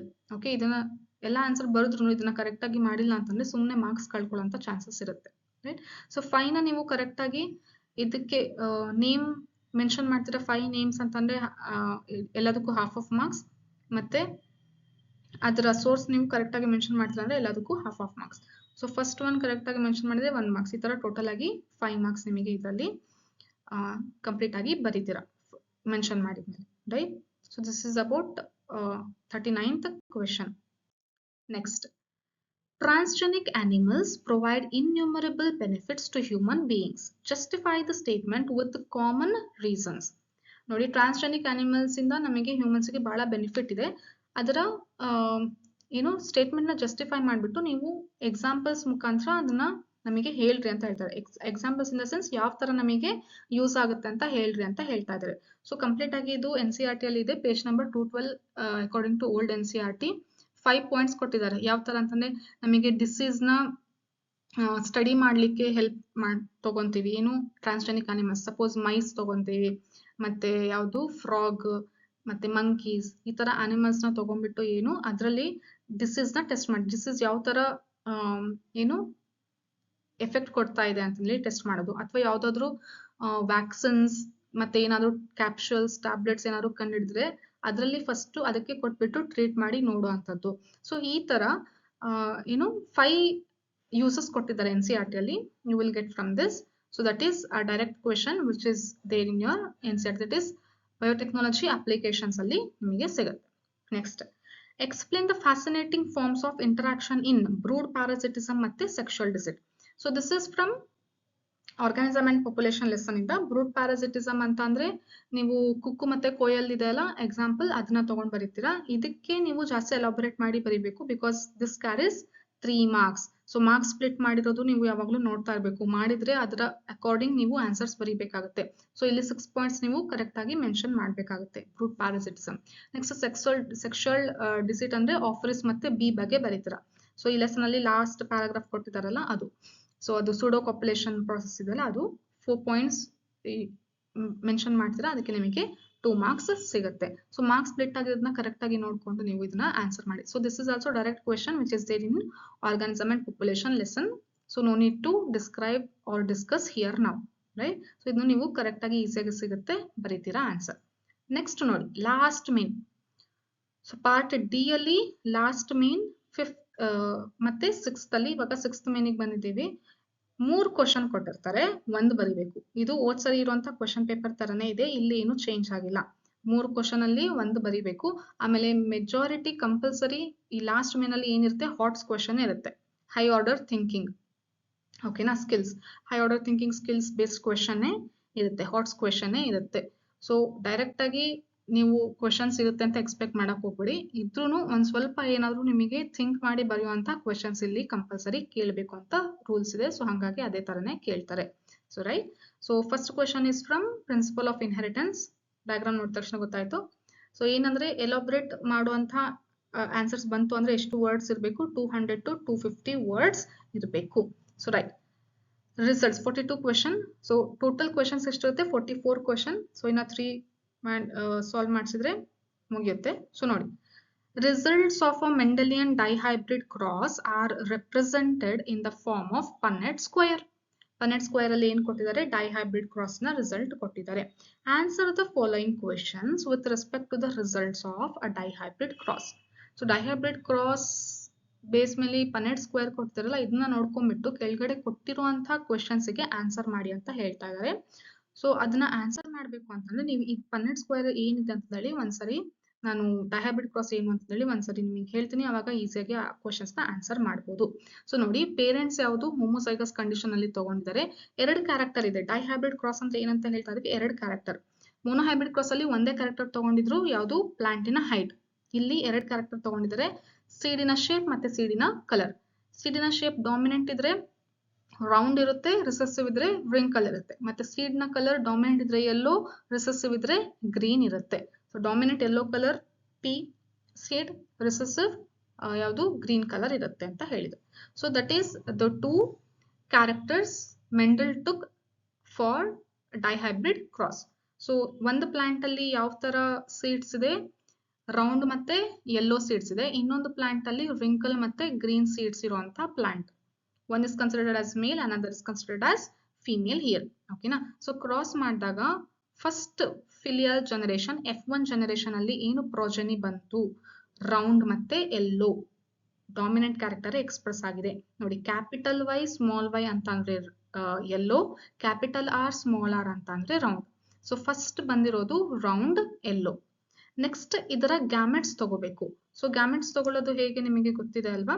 So ಇಲ್ಲಿ ಹೆಟಿರೋ form ಅಲ್ಲಿ ಎಷ್ಟಿದೆ? 2 ಇದೆನಾ? ಸೊ 2 ಪವರ್ 2, 2 ಪವರ್ n ಅದು ಫಾರ್ಮುಲಾ, ರೈಟ್? ಸೊ 2 ಪವರ್ 2 ಅಂತಂದ್ರೆ ಎಷ್ಟು ಬಂತು ಇಲ್ಲಿ? So total 4. ಓಕೆನಾ? So total 4, right? So 4 gametes ಬಂತು. ಸೊ ನೆಕ್ಸ್ಟ್ ಈ ಗ್ಯಾಮೆಟ್ಸ್ ನ ನೆಕ್ಸ್ಟ್ ಏನ್ ಮಾಡಬೇಕು? ಸೊ 4 ಗ್ಯಾಮೆಟ್ಸ್ ಇದೆ, ಇದನ್ನ ಮತ್ತೆ ಸೆಲ್ಫ್ ಪಾಲಿನೇಷನ್ ಮಾಡಬೇಕು. ಸೆಲ್ಫ್ ಪಾಲಿನೇಷನ್ ಮಾಡಿದಾಗ ನೆಕ್ಸ್ಟ್ F2 ಜನರೇಷನ್ ಯಾವ ತರ ಬರುತ್ತೆ? ನೀವು ಪನ್ನೆಟ್ ಸ್ಕ್ವೇರ್ ಹಾಕೊಂಡು ಬರೆಯೋದು ಗೊತ್ತಿದೆ ನಿಮಗೆ. So this is what we will get: capital Y capital R, small y capital R, capital Y small r, small y small r, ಇದರಿಂದ. ಓಕೆನಾ? ಸೊ ಅದೇನೆ ಇಲ್ಲೂ ಬರ್ಕೊಂತೀರಾ. ನೆಕ್ಸ್ಟ್ ಪನ್ನೆಟ್ ಸ್ಕ್ವೇರ್ ಫಿಲ್ ಮಾಡ್ತೀರಾ. ಸೊ ಪನ್ನೆಟ್ ಸ್ಕ್ವೇರ್ ಫಿಲ್ ಮಾಡಿದ್ಮೇಲೆ ನೀವು ಜಿನೋಟೈಪ್ ಫಿನೋಟೈಪ್ ಬರೀತೀರಾ ಅಂತಂದ್ರೆ ಏನಂತಂದ್ರೆ pencil ಅಲ್ಲಿ ಇಲ್ಲಿ ನಂಬರ್ಸ್ ಹಾಕೊಂಡ್ಬಿಡಿ. ಸೊ ಟೋಟಲ್ ಎಷ್ಟಿದೆ? 16 ಇದೆ. ಓಕೆನಾ? ಸೊ ಒಂದೊಂದನ್ನೇ ನೋಡ್ತಾ ಹೋಗೋಣ. ಇಲ್ಲಿ 16 ಅಲ್ಲಿ capital Y capital Y capital R capital R ಎಷ್ಟಿದೆ? Capital Y capital Y capital R ಎಷ್ಟಿದೆ? 1, ರೈಟ್? ಸೊ 1 ಅಂತ ಬರ್ಕೊಳ್ಳಿ. Next capital Y small y capital R capital R, capital Y small y capital R capital R ಎಷ್ಟನೇ box ಅಲ್ಲಿ ಇದೆ? Second box ಅಲ್ಲಿ ಇದೆ. ಮತ್ತೆ ಯಾವ್ದಿದೆ ನೋಡಿ? Capital Y small y capital R capital R, fifth box. So second ಮತ್ತೆ fifth ಅಂತಂದ್ರೆ ಎಷ್ಟಾಯ್ತು? 2. ಓಕೆನಾ? ಸೊ ಎಷ್ಟು ಬಂತು? 2 ಬಂತು. Next third box capital Y capital Y capital R small r, capital Y capital Y capital R small r. ನೋಡಿ ಎಲ್ಲೆಲ್ಲಿದೆ? Capital R small r. Third ಮತ್ತೆ 9th ಅಲ್ಲಿ ಇದೆ ನೋಡಿ. ಸೊ ಆನ್ಸರ್ ಏನಾಯ್ತು? 2. Next capital Y small y capital R small r, ಎರಡು heterozygous. Capital Y small y capital R small r, capital Y small y capital R small r. ಮತ್ತೆಲ್ಲಿದೆ? Capital Y small y capital R small r. So complete ಇದಿಷ್ಟು ಏನಾಯ್ತು? ಇದು. ಓಕೆನಾ? So total ಎಷ್ಟು ಬಂತು? 4. Next fifth box ಆಯ್ತು. Next sixth box ನೋಡಿ. Small y capital R capital R, small y capital R ನೋಡಿ ಒಂದೇ ಇದೆ, right? So this is only 1. Small y capital R ಎಲ್ಲೂ ಇಲ್ಲ ನಿಮಗೆ ಬೇರೆ ಕಡೆ. ನೆಕ್ಸ್ಟ್ 8th ನೋಡಿ. Capital small y capital R small r, small y capital R small r, 8 and 14. So this is 2, right? Next 11th ಇದೆಲ್ಲ finish ಆಗಿದೆ. Next ಯಾವುದು? 11th box ನೋಡಿ. Capital Y small r 11th ಇದೆ, 15th ಇದೆ, right? ಒಂದು ನಿಮಿಷ, no sorry ಯಾವುದು? 11th capital Y small r ಒಂದೇ ಇರೋದು. ಸೊ ದಿಸ್ ಇಸ್ ಓಕೆನಾ? Next capital Y small r 12th ಇದೆ ಮತ್ತೆ 15th ಇದೆ. ಎಷ್ಟಿದೆ? 2. Next small y small r ಒಂದೇ ಇರೋದು. ಯಾಕೆ ಈ ತರ ಬರ್ಕೋಬೇಕು ಅಂತಂದ್ರೆ ಈಗ ನೋಡಿ ನಿಮಗೆ ಈಸಿ ಆಗುತ್ತೆ ಈ ತರ ಬರ್ಕೊಂಡ್ರೆ. ಸೊ ನೋಡಿ ಪೇರೆಂಟಲ್ ಫಿನೋಟೈಪ್ ಏನಿದೆ? ಯೆಲ್ಲೋ ಮತ್ತೆ ರೌಂಡ್. ಮತ್ತೆ ಇನ್ನೊಂದು ಪೇರೆಂಟಲ್ ಫಿನೋಟೈಪ್ ಏನಿದೆ? ರಿಂಕಲ್ ಮತ್ತೆ ಗ್ರೀನ್. ಈಗ ಇದಿಷ್ಟು ಇದೆಲ್ಲ ಇದೆಲ್ಲ ಏನಾಯ್ತು? Round yellow. ಹೆಂಗೆ ಇದ್ರ ಕಾಮನ್ ನೋಡಿ,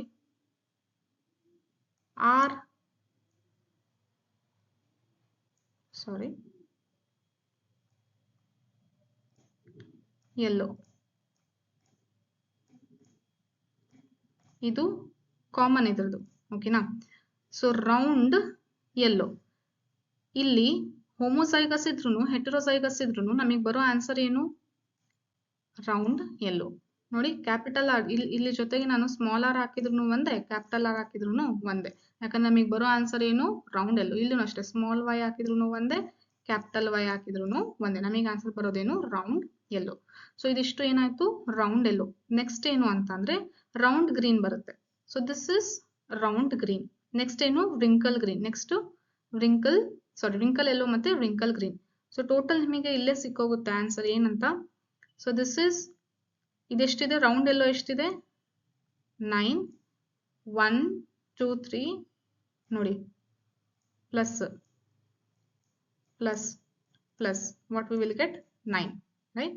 ನೆಕ್ಸ್ಟ್ ರೌಂಡ್ ಗ್ರೀನ್ ಎಷ್ಟಿದೆ 1 2 3 3. ನೆಕ್ಸ್ಟ್ ರಿಂಕಲ್ ಎಲ್ಲೋ ಎಷ್ಟಿದೆ 3. ರಿಂಕಲ್ ಗ್ರೀನ್ ಎಷ್ಟಿದೆ 1. Means what is the ratio phenotypical ratio ಏನಾಯ್ತು 9:3:3:1 right. Round yellow 9 round green 3 wrinkle yellow 3 wrinkle green 3. So 9:3:3:1 ಈ ತರ ಜಿನೋಟಿಪಿಕಲ್ ರೇಷಿಯೋ ಏನಾಯ್ತು ಇಲ್ಲಿದೆ ನೋಡಿ. ಇದಿಷ್ಟು ಏನಾಯ್ತು ಜಿನೋಟಿಪಿಕಲ್ ರೇಷಿಯೋ. ಇದನ್ನ ನೀವು ಎಕ್ಸಾಮ್ ಅಲ್ಲಿ ಕೇಳಿದಾಗ genotypical ratio of F2 dihybrid genotypical ratio of dihybrid cross ಅಂತ ಕೇಳಿದಾಗ ಏನಂತ ಬರೀತೀರಾ ಈಸಿಯಾಗಿ ನೆನ್ಪಿಟ್ಕೊಳ್ಳಕ್ಕೆ ನಾನೊಂದು ಟ್ರಿಕ್ ಹೇಳ್ತೀನಿ ನೋಡಿ. 1:2:1 ಅಂತ ಬರ್ಕೊಳ್ಳಿ. ಓಕೆನಾ. ಮತ್ತೆ ಇದರ ಡಬಲ್ ಮಾಡ್ಕೊಳ್ಳಿ. ಅವಾಗ ಎಷ್ಟಾಗುತ್ತೆ 2:4:2. ಮತ್ತೆ ಸ್ಟಾರ್ಟಿಂಗ್ ಬರ್ದಿರ್ತೀರಲ್ಲ ಅದನ್ನೇ ಬರ್ಕೊಳ್ಳಿ 1:2:1. ಸೊ ಟೋಟಲ್ ನಿಮಗೆ ಆಡ್ ಮಾಡಿದಾಗ ಎಷ್ಟು ಸಿಗಬೇಕು 16 ಸಿಗಬೇಕು. 16 ಬಾಕ್ಸ್ ಇದೆ. ಸೊ ಟೋಟಲ್ ಆಗಿ ಎಷ್ಟು ಸಿಗಬೇಕು 16. 1:2:1 2:4:2 1:2:1 ಅಂತ ಹೇಳಿ ನೀವು ಈಸಿಯಾಗಿ ಬರಿಬಹುದು. So this is about dihybrid cross phenotype and genotype. ಇಲ್ಲಿ ನೀವು ಒಂದು ಏನ್ ನೋಡ್ಬೇಕು ಅಂತಂದ್ರೆ ಸಿ ರೌಂಡ್ ಎಲ್ಲೋ ಮತ್ತೆ ರಿಂಕಲ್ ಗ್ರೀನ್ ಏನ್ ಕ್ಯಾರೆಕ್ಟರ್ ಇದೆ ಅಲ್ಲ ಇದು ಪೇರೆಂಟಲ್ ಕ್ಯಾರೆಕ್ಟರ್. ಸೊ ಪೇರೆಂಟ್ಸ್ ಏನ್ ತಗೊಂಡಿದ್ವಲ್ಲ ಅದರ ಕ್ಯಾರೆಕ್ಟರ್ ಇದೆ ರೌಂಡ್ ಎಲ್ಲೋ ಮತ್ತೆ ರಿಂಕಲ್ ಗ್ರೀನ್. ಮತ್ತೆ ಹೊಸದಾಗಿ ಬಂದಿರೋ ಕ್ಯಾರೆಕ್ಟರ್ ನೋಡಿ ಡಾಮಿನೆಂಟ್ ಇದು ಮತ್ತೆ ಇದು ಡಾಮಿನೆಂಟ್ ಇದೆರಡು ರಿಸೆಸಿವ್. ಡಾಮಿನೆಂಟ್ ಜೊತೆ ರಿಸೆಸಿವ್ ಆಗುತ್ತೆ ಅಂತಂದೇಳಿ ರೀಕಾಂಬಿನೆಂಟ್ಸ್ ಬಂದಾಗೇನೆ ಗೊತ್ತಾಗಿದ್ದು. ಸೊ F1 ಜನರೇಷನ್ ಅಲ್ಲಿ ಇದು ಇರ್ಲಿಲ್ಲ, ಈ ತರ ಎಲ್ಲೂ ಇರ್ಲಿಲ್ಲ, ಡಾಮಿನೆಂಟೇ ಇದ್ದಿದ್ದು ಯಾವುದು ರೌಂಡ್ ಎಲ್ಲೋ ಅಂತಾನೆ ಬಂತು. ಬಟ್ F2 ಜನರೇಷನ್ ಅಲ್ಲಿ F1 ಅಲ್ಲಿ ಇಲ್ಲದೆ ಇರೋದೆಲ್ಲ F2 ಜನರೇಷನ್ ಅಲ್ಲಿ ಕಾಣಿಸುತ್ತೆ. ಯಾವುದು ಡಾಮಿನೆಂಟ್ ಜೊತೆ ರಿಸೆಸಿವ್ ಮತ್ತೆ ಇನ್ನೊಂದು ಡಾಮಿನೆಂಟ್ ಜೊತೆ ರಿಸೆಸಿವ್ ಮಿಕ್ಸ್ ಆಗ್ತಿರೋದು. ಓಕೆನಾ. ಸೊ ಇಲ್ಲಿ ನೋಡಿ round yellow wrinkle green pure dominant, this is complete dominant and this is completely recessive. But these two are recombinants. ಯಾಕೆ ರೀಕಾಂಬಿನೆಂಟ್ಸ್ ಆಯಿತು ಅಂತಂದ್ರೆ ಮಿಯೋಸಿಸ್ ಆಗಿರೋದ್ ಕಾರಣದಿಂದ. ಸೊ ಮಿಯೋಸಿಸ್ ಅಲ್ಲಿ ಏನಾಗುತ್ತೆ crossing over of jeans. So jeans ಏನಾಗುತ್ತೆ exchange ಆಗುತ್ತೆ. So ಹಂಗಾಗಿ ಹೊಸ ಕಾಂಬಿನೇಷನ್ ಬಂದಿರೋದು. ಅದಕ್ಕೆ ಇದನ್ನೇನಂತ ಕರಿತೀವಿ ರೀಕಾಂಬಿನೇಷನ್. ಸೊ ರೀಕಾಂಬಿನೇಷನ್ ಎಷ್ಟಿದೆ 6 ಇದೆ. ಪೇರೆಂಟಲ್ ಎಷ್ಟಿದೆ 10 ಇದೆ. ಸೊ ಇದು ನೀವು ಇಲ್ಲಿ ನೋಡ್ಕೋಬೇಕಾಗಿರುವಂತ ಥಿಂಗ್. ಸೊ ಇದರ ಬೇಸಿಸ್ ಮೇಲೆ ಇಲ್ಲಿ ಕ್ವೆಶನ್ಸ್ ಕೇಳಿದರೆ ನೋಡೋಣ. ರೈಟ್. ಸೊ ಒಂದು ಕ್ವೆಶನ್ಗೆ ಹಾಫ್ ಮಾರ್ಕ್ಸ್. ಸೊ ಟೋಟಲ್ ಆಗಿ 10 ಕ್ವೆಶನ್ಸ್ ಕೇಳಿದರೆ 5 ಮಾರ್ಕ್ಸ್ ಸಿಗುತ್ತೆ. ಸೊ ನೋಡಿ first question number of parental types progeny. ಈಗಿನ ಡಿಸ್ಕಸ್ ಮಾಡಿದ್ವಲ್ಲ ಪೇರೆಂಟಲ್ ಟೈಪ್ ಎಷ್ಟಿದೆ ನೋಡಿ ಇದಿಷ್ಟು ಸೇರಿ 9 ಮತ್ತೆ ಇದಿಷ್ಟು 1. Right. So that is 9 + 1 is 10. ಯಾವುದು ರೌಂಡ್ ಎಲ್ಲೋ ಮತ್ತೆ wrinkle green. Next number of recombinant progeny. So recombinant progeny ಎಷ್ಟು ಇದೆ 3 ಮತ್ತೆ 3 ರೌಂಡ್ ಗ್ರೀನ್ ಮತ್ತೆ wrinkle yellow. So this is number of recombinant progeny. Right.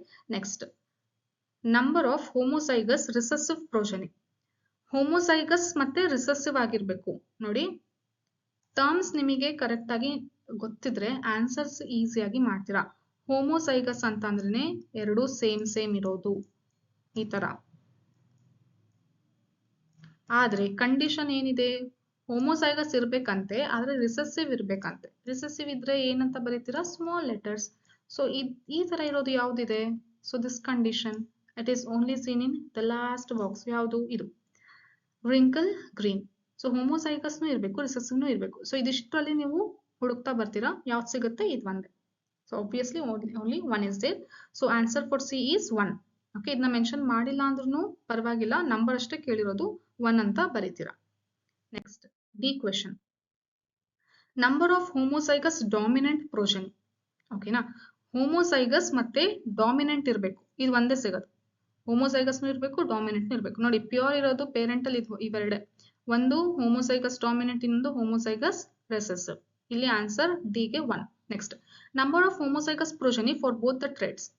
ನೋಡಿ ಮತ್ತೆ ಇಲ್ಲಿ ಒಂದು ವರ್ಡ್ ಬಂತು ನಿಮಗೆ ಅರ್ಥ ಆಗ್ಬೇಕು. ಟ್ರೇಟ್ ಅಂದ್ರೆ ಇಲ್ಲಿ ಒಂದು ಕ್ಯಾರೆಕ್ಟರ್. ಯಾವುದು ಕ್ಯಾರೆಕ್ಟರ್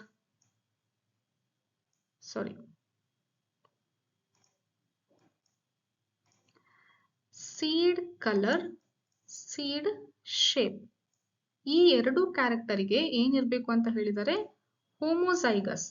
ಇದೆರಡು ಕ್ಯಾರೆಕ್ಟರಿಗೆ ಅಂತ ಅಂದ್ರೆ ಎರಡು ಕ್ಯಾರೆಕ್ಟರ್ಗೆ ಹೋಮೋಸೈಗಸ್ ಇರೋದು ಯಾವುದು ಅಂತ ಹೇಳಿ ನಾವು ಇಲ್ಲಿ ಹುಡುಕ್ಬೇಕು. ಇಲ್ಲಿ ನೋಡಿ ಯಾವ್ದು ಸಿಗುತ್ತೆ ನಮಗೆ ಹೋಮೋಸೈಗಸ್ ಫಾರ್ ಬೋತ್ ಅಂತಾನೆ ನೋಡಿ ಕ್ಯಾಪಿಟಲ್ ವೈ ಇವೆರಡೂನು ನೋಡಿ ಇದೆರಡೂನು ಏನಿದೆ ಹೋಮೋಸೈಗಸ್ ಇದೆ. ಆ ತರ ಎಷ್ಟಿದೆ ನೋಡಿ. ಮತ್ತೆ ಇಲ್ಲಿದೆನಾ? ಇಲ್ಲ. ಇಲ್ಲಿದೆನಾ? ಇಲ್ಲ. ಇಲ್ಲ. ನೆಕ್ಸ್ಟ್ ಏನು ಹೋಮೋಸೈಗಸ್ ಫಾರ್ ಬೋತ್.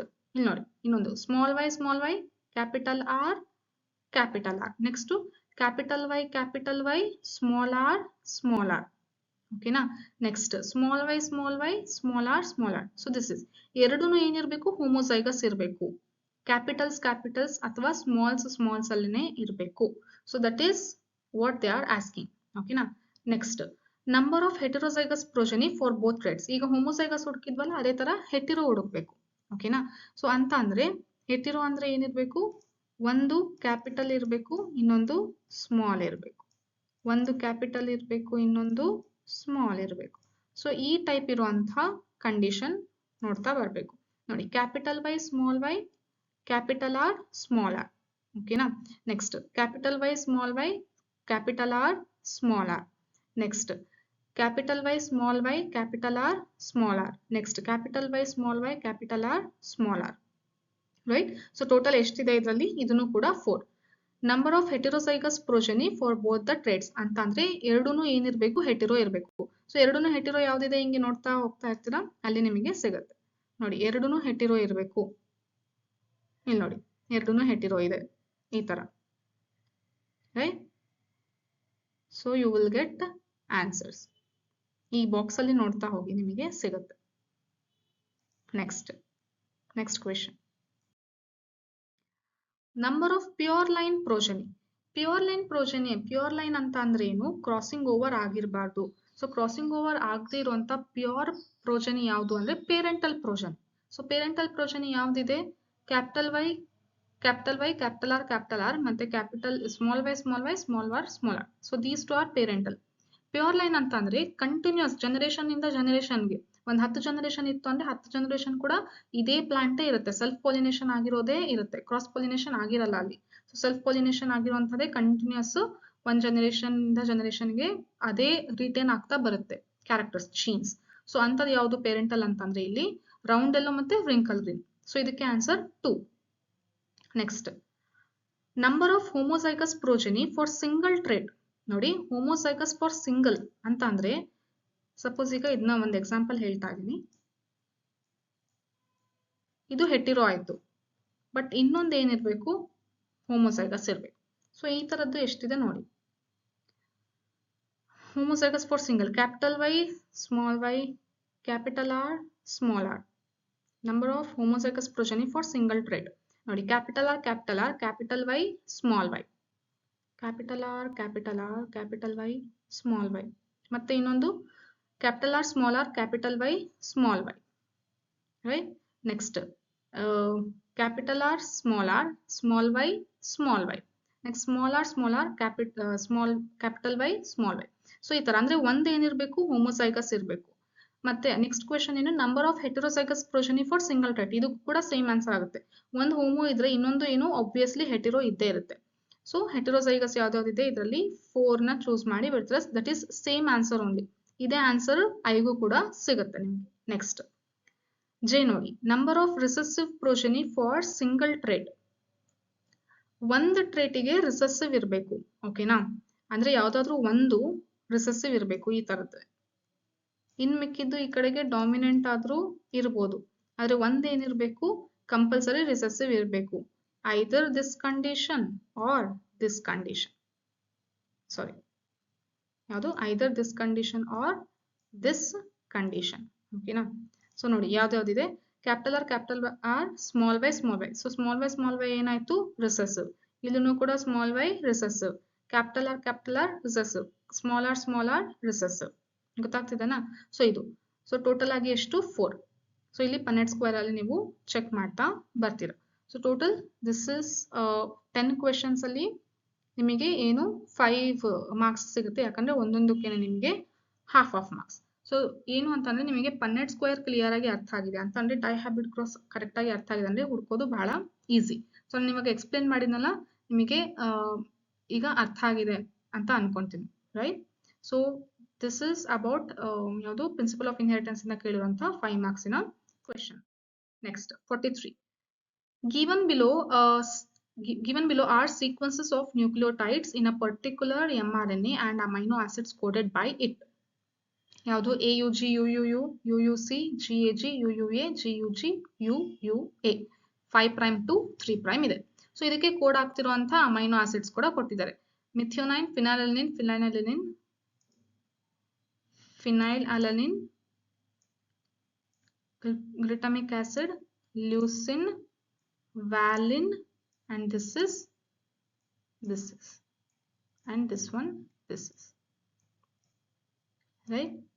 ಸೊ ಇದು ಕೊಟ್ಟಿರೋದು ಅಂತ ಅಂದ್ರೆ mRNA ಅಲ್ಲಿ ಇರುವಂತಹ ಕೋಡಾನ್ಸ್ ಇದೆ, ಜೊತೆಗೆ ಅದಕ್ಕೆ ಕೋಡ್ ಆಗ್ತಿರುವಂತಹ ಅಮೈನೋ ಆಸಿಡ್ಸ್ ಕೂಡ ಮೆನ್ಷನ್ ಮಾಡಿದ್ದಾರೆ.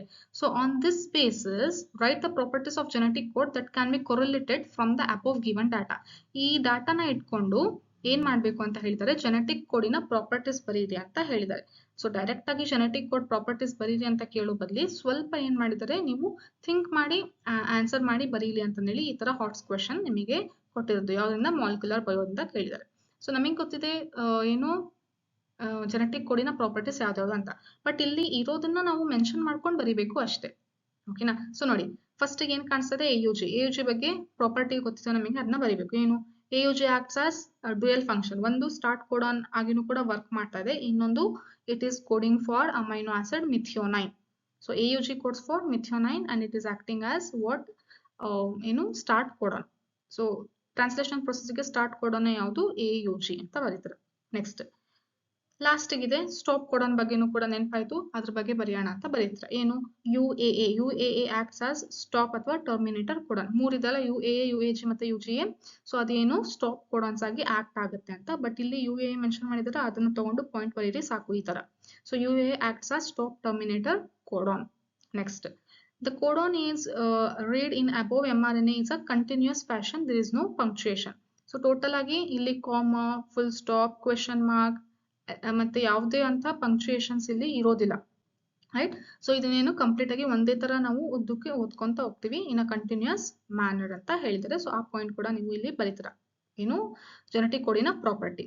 Next the codon is triplet, ಇದನ್ನು ಕೂಡ ಪ್ರಾಪರ್ಟಿ ತಾನೆ. ಇಲ್ಲಿ ನೋಡಿ ನಿಮಗೆ ಗೊತ್ತಾಗ್ತದೆ, 3 ಇರೋದನ್ನ ಒಂದು ಏನು ಅಮೈನೋ ಆಸಿಡ್ಗೆ ಕೋಡ್ ಆಗ್ತಿರೋದು ಯಾವುದು? ಫಿನೈಲ್ಮಿಥಿಯೋನೈನ್ ಈ ತರ. So that's why what it is the codon is in always exist in the form of what? Triplet. ಮೂರು ಇರುವಂತಹ ಗ್ರೂಪ್ಸ್ ಇರುತ್ತೆ, ಸೊ ಹಂಗಾಗಿ ಇದನ್ನ ಟ್ರಿಪ್ಲೆಟ್ ಅಂತ ಕರಿತೀವಿ. ಸೊ ಇದು ಒಂದು ಬರೀತೀರಾ. ನೆಕ್ಸ್ಟ್ ಟ್ರಿಪ್ಲೆಟಿಗೆ ಒಂದು ಎಕ್ಸಾಂಪಲ್ ತಗೊಂಡೋದಾದ್ರೆ, ಇಲ್ಲಿಂದ ತಗೊಂಡೋದಾದ್ರೆ ಇಲ್ಲಿ ನೋಡಿ, 3 ಕೋಡ್ ಸೇರಿಸ್ಬಿಟ್ಟು ಒಂದು codon that is coding for phenylalanine ಅಥವಾ UUA ಅಂತಂದ್ರೆ ಲ್ಯೂಸಿನ್ ಅಂತಂದೇಳಿ ನೀವು ಇದರಲ್ಲಿರೋ ಎಕ್ಸಾಂಪಲ್ಸ್ ತಗೊಂಡು ಮೆನ್ಷನ್ ಮಾಡಿ ಬರೀತೀರಾ. Next some amino acids are coded by more than one codon. Suppose ಈಗ phenylalanine is having 2 codons, UUU and UUC. This is known as degeneracy.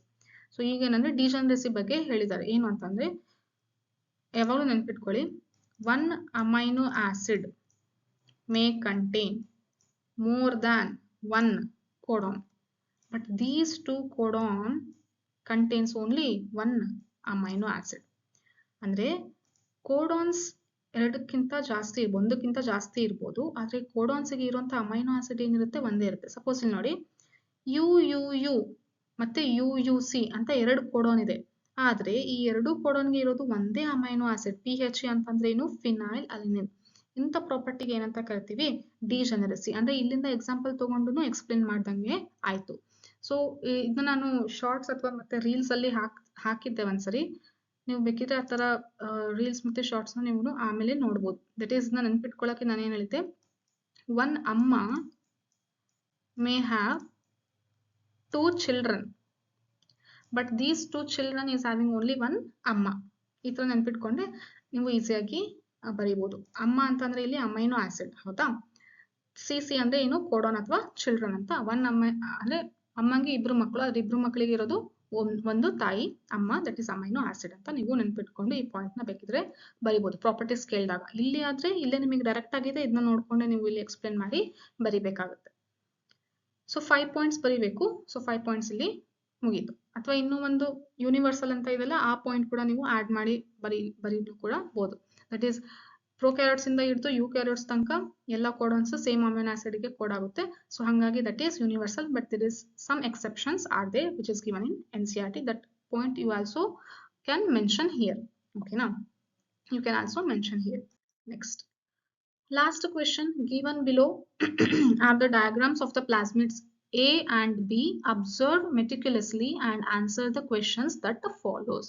ಏನು plasmid A ಮತ್ತೆ ಬಿ ಅನ್ನೋ ಡಯಾಗ್ರಾಮ್ ಕೊಟ್ಟಿದ್ದಾರೆ, ನೀವು ಅದನ್ನ ಕರೆಕ್ಟ್ ಆಗಿ ಅಬ್ಸರ್ವ್ ಮಾಡಿ, ಕ್ವೆಶನ್ಸ್ ಕೊಟ್ಟಿದ್ದಾರೆ ಅದನ್ನ ಆನ್ಸರ್ ಮಾಡಿ ಅಂತ ಹೇಳಿ ಹೇಳಿದ್ದಾರೆ. ಸಿ, ಪ್ಲಾಸ್ಮಿಡ್ ಎ ಮತ್ತೆ ಇನ್ನೊಂದು ಪ್ಲಾಸ್ಮಿಡ್ ಬಿ ಇದೆ. ನಿಮಗೆ ನೋಡಿದ ತಕ್ಷಣ ಗೊತ್ತಾಗ್ತಿದೆ ಇದು ಯಾವ್ದು ಅಂತ ಹೇಳಿ. NCERT ಅಲ್ಲಿ ಕೊಟ್ಟಿದ್ದಾರಲ್ಲ ಅದು PBR 322.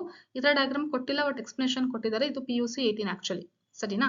ನೆಕ್ಸ್ಟ್ ಫಸ್ಟ್ ಕ್ವೆಶನ್ ನೋಡಿ, each plasmid is are are you select for cloning and why. ಈ ಪ್ಲಾಸ್ಮಿಡ್ ಅಲ್ಲಿ ಎರಡೂನು ಸೆಲೆಕ್ಟ್ ಮಾಡ್ತೀರಾ ಅಥವಾ ಒಂದನ್ನೇ ಸೆಲೆಕ್ಟ್ ಮಾಡ್ತೀರಾ ಕ್ಲೋನಿಂಗಿಗೆ ಅಂತ ಕೇಳ್ತಿದ್ದಾರೆ. ಅಂದ್ರೆ ಕ್ಲೋನಿಂಗಿಗೆ ಸೆಲೆಕ್ಟ್ ಮಾಡ್ಬೇಕು ಅಂದ್ರೆ ಕೆಲವೊಂದು ಪ್ರಾಪರ್ಟೀಸ್ ಇರಬೇಕು. ಪ್ಲಾಸ್ಮಿಡ್ ಅಲ್ಲಿ ಏನಿರಬೇಕು? ರೆಕಗ್ನಿಷನ್ ಸೈಟ್ ಇರಬೇಕು, ಸೆಲೆಕ್ಟಬಲ್ ಮಾರ್ಕರ್ ಇರಬೇಕು. ರೆಕಗ್ನಿಷನ್ ಸೈಟ್ ಅಂತ ಅಂದ್ರೆ ಸಪೋಸ್ ಇಲ್ಲಿ ನೋಡಿ BAMH1 ದಿಸ್ BAMHI1 ಅನ್ನೋ ಹೈ. ಸೊ ಇದು ಏನು ಅಂತ ಅಂದ್ರೆ ಏನಿದು ರೆಕಗ್ನಿಷನ್ ಸೈಟ್ ಅಂತ ಹೇಳ್ತಾರೆ, ರೈಟ್? ಸೊ ರೆಕಗ್ನಿಷನ್ ಸೈಟ್ ಇದು. ಸಪೋಸ್ ಈಗ ಇಲ್ಲಿ ನಾವು ಫಾರಿನ್ ಜೀನ್ ನ ಇನ್ಸರ್ಟ್ ಮಾಡ್ತೀವಿ ಅಂತಂದ್ರೆ ಇದು ರೆಕಗ್ನೈಸ್ ಮಾಡುವಂತ ಸೈಟ್. ಸೊ ಈ ಸೈಟ್ ಇದ್ರೆ ನಾವು ಇದೇ ರೀಜನ್ ನ ತೆಗೆದ್ಬಿಟ್ಟು ಇಲ್ಲಿ ಏನ್ ಮಾಡ್ತೀವಿ, ಫಾರಿನ್ ಜೀನ್ ನ ಹಾಕ್ತೀವಿ. Means this acting as recognition site. So clone ಮಾಡ್ಬೇಕು ಅಂತಂದ್ರೆ ರೆಕಗ್ನಿಷನ್ ಸೈಟ್ ಇರಬೇಕು. ನೋಡಿ ಎರಡು ಪ್ಲಾಸ್ಮಿಡ್ ಅಲ್ಲಿ ಇದೆನಾ? Yes, it is having, right? So that's why what is the answer you need to answer here. This is for 1 marks. ನೋಡಿ split ಆಗಿರೋ marks ಕೂಡ ಕರೆಕ್ಟ್ ಆಗಿ ನೋಡ್ಕೊಳ್ಳಿ. ಸೊ ಫಸ್ಟ್ A ಕ್ವೆಶ್ಚನ್ ಗೆ ಇರೋದು ಒಂದೇ ಮಾರ್ಕ್ಸ್ ಅಲಾಟ್ ಆಗಿರೋದು, that is yes. What we need to answer here, both A and B plasmid can be used for cloning as they contain BAMH1 recognition site and selectable markers. ಇಲ್ಲಿ ಇರೋದು ampicillin tetracycline, ಇಲ್ಲಿ ಇರೋದು LAC Z, right? So ಇದು next, what is insertional inactivation. Insertional inactivation ಅಂದ್ರೆ ಏನು ಅಂತ ಕೇಳಿದ್ದಾರೆ. Insertional inactivation ಅಂತ ಅಂದ್ರೆ ಏನು? ಇಲ್ಲಿ LAC Z ಜೀನ್ ನ ತೆಗೆದ್ಬಿಟ್ಟು, ಈ ಜೀನ್ ನ ತೆಗೆದ್ಬಿಟ್ಟು ಕಟ್ ಮಾಡಿ ತೆಗೆದು ಈ ಪ್ಲೇಸ್ ಅಲ್ಲಿ ನಾವೇನ್ ಹಾಕ್ಬೇಕು ಅಂತಂದ್ರೆ ನಮ್ಮ ಫಾರಿನ್ ಜೀನ್, ನಮಗೆ ಕ್ಲೋನ್ ಆಗ್ಬೇಕಾಗಿರುವಂತ ಫಾರಿನ್ ಜೀನ್ ಅದನ್ನ ಇನ್ಸರ್ಟ್ ಮಾಡ್ತೀವಿ. ಅಂತ ಅಂದ್ರೆ ಇಲ್ಲಿ ನಾವು ಫಾರಿನ್ ಜೀನ್ ನ ಇನ್ಸರ್ಟ್ ಮಾಡಿದ್ರೆ LAC Z ನ ಆಕ್ಟಿವಿಟಿ ಏನಾಯ್ತು? ಸ್ಟಾಪ್ ಆಯ್ತು, ಇನ್ಆಕ್ಟಿವ್ ಆಯ್ತು. So this process is known as what? Insertional inactivation. Insert ಮಾಡ್ತೀವಿ, ನಮಗೆ ಫಾರಿನ್ ಜೀನ್ ನ ಇನ್ಸರ್ಟ್ ಮಾಡಿದಾಗ ಇಲ್ಲಿ ಇರುವಂತ ಜೀನ್ ಏನಾಯ್ತು? ಇನ್ಆಕ್ಟಿವ್ ಆಯ್ತು. So this process is known as what? Insertional inactivation.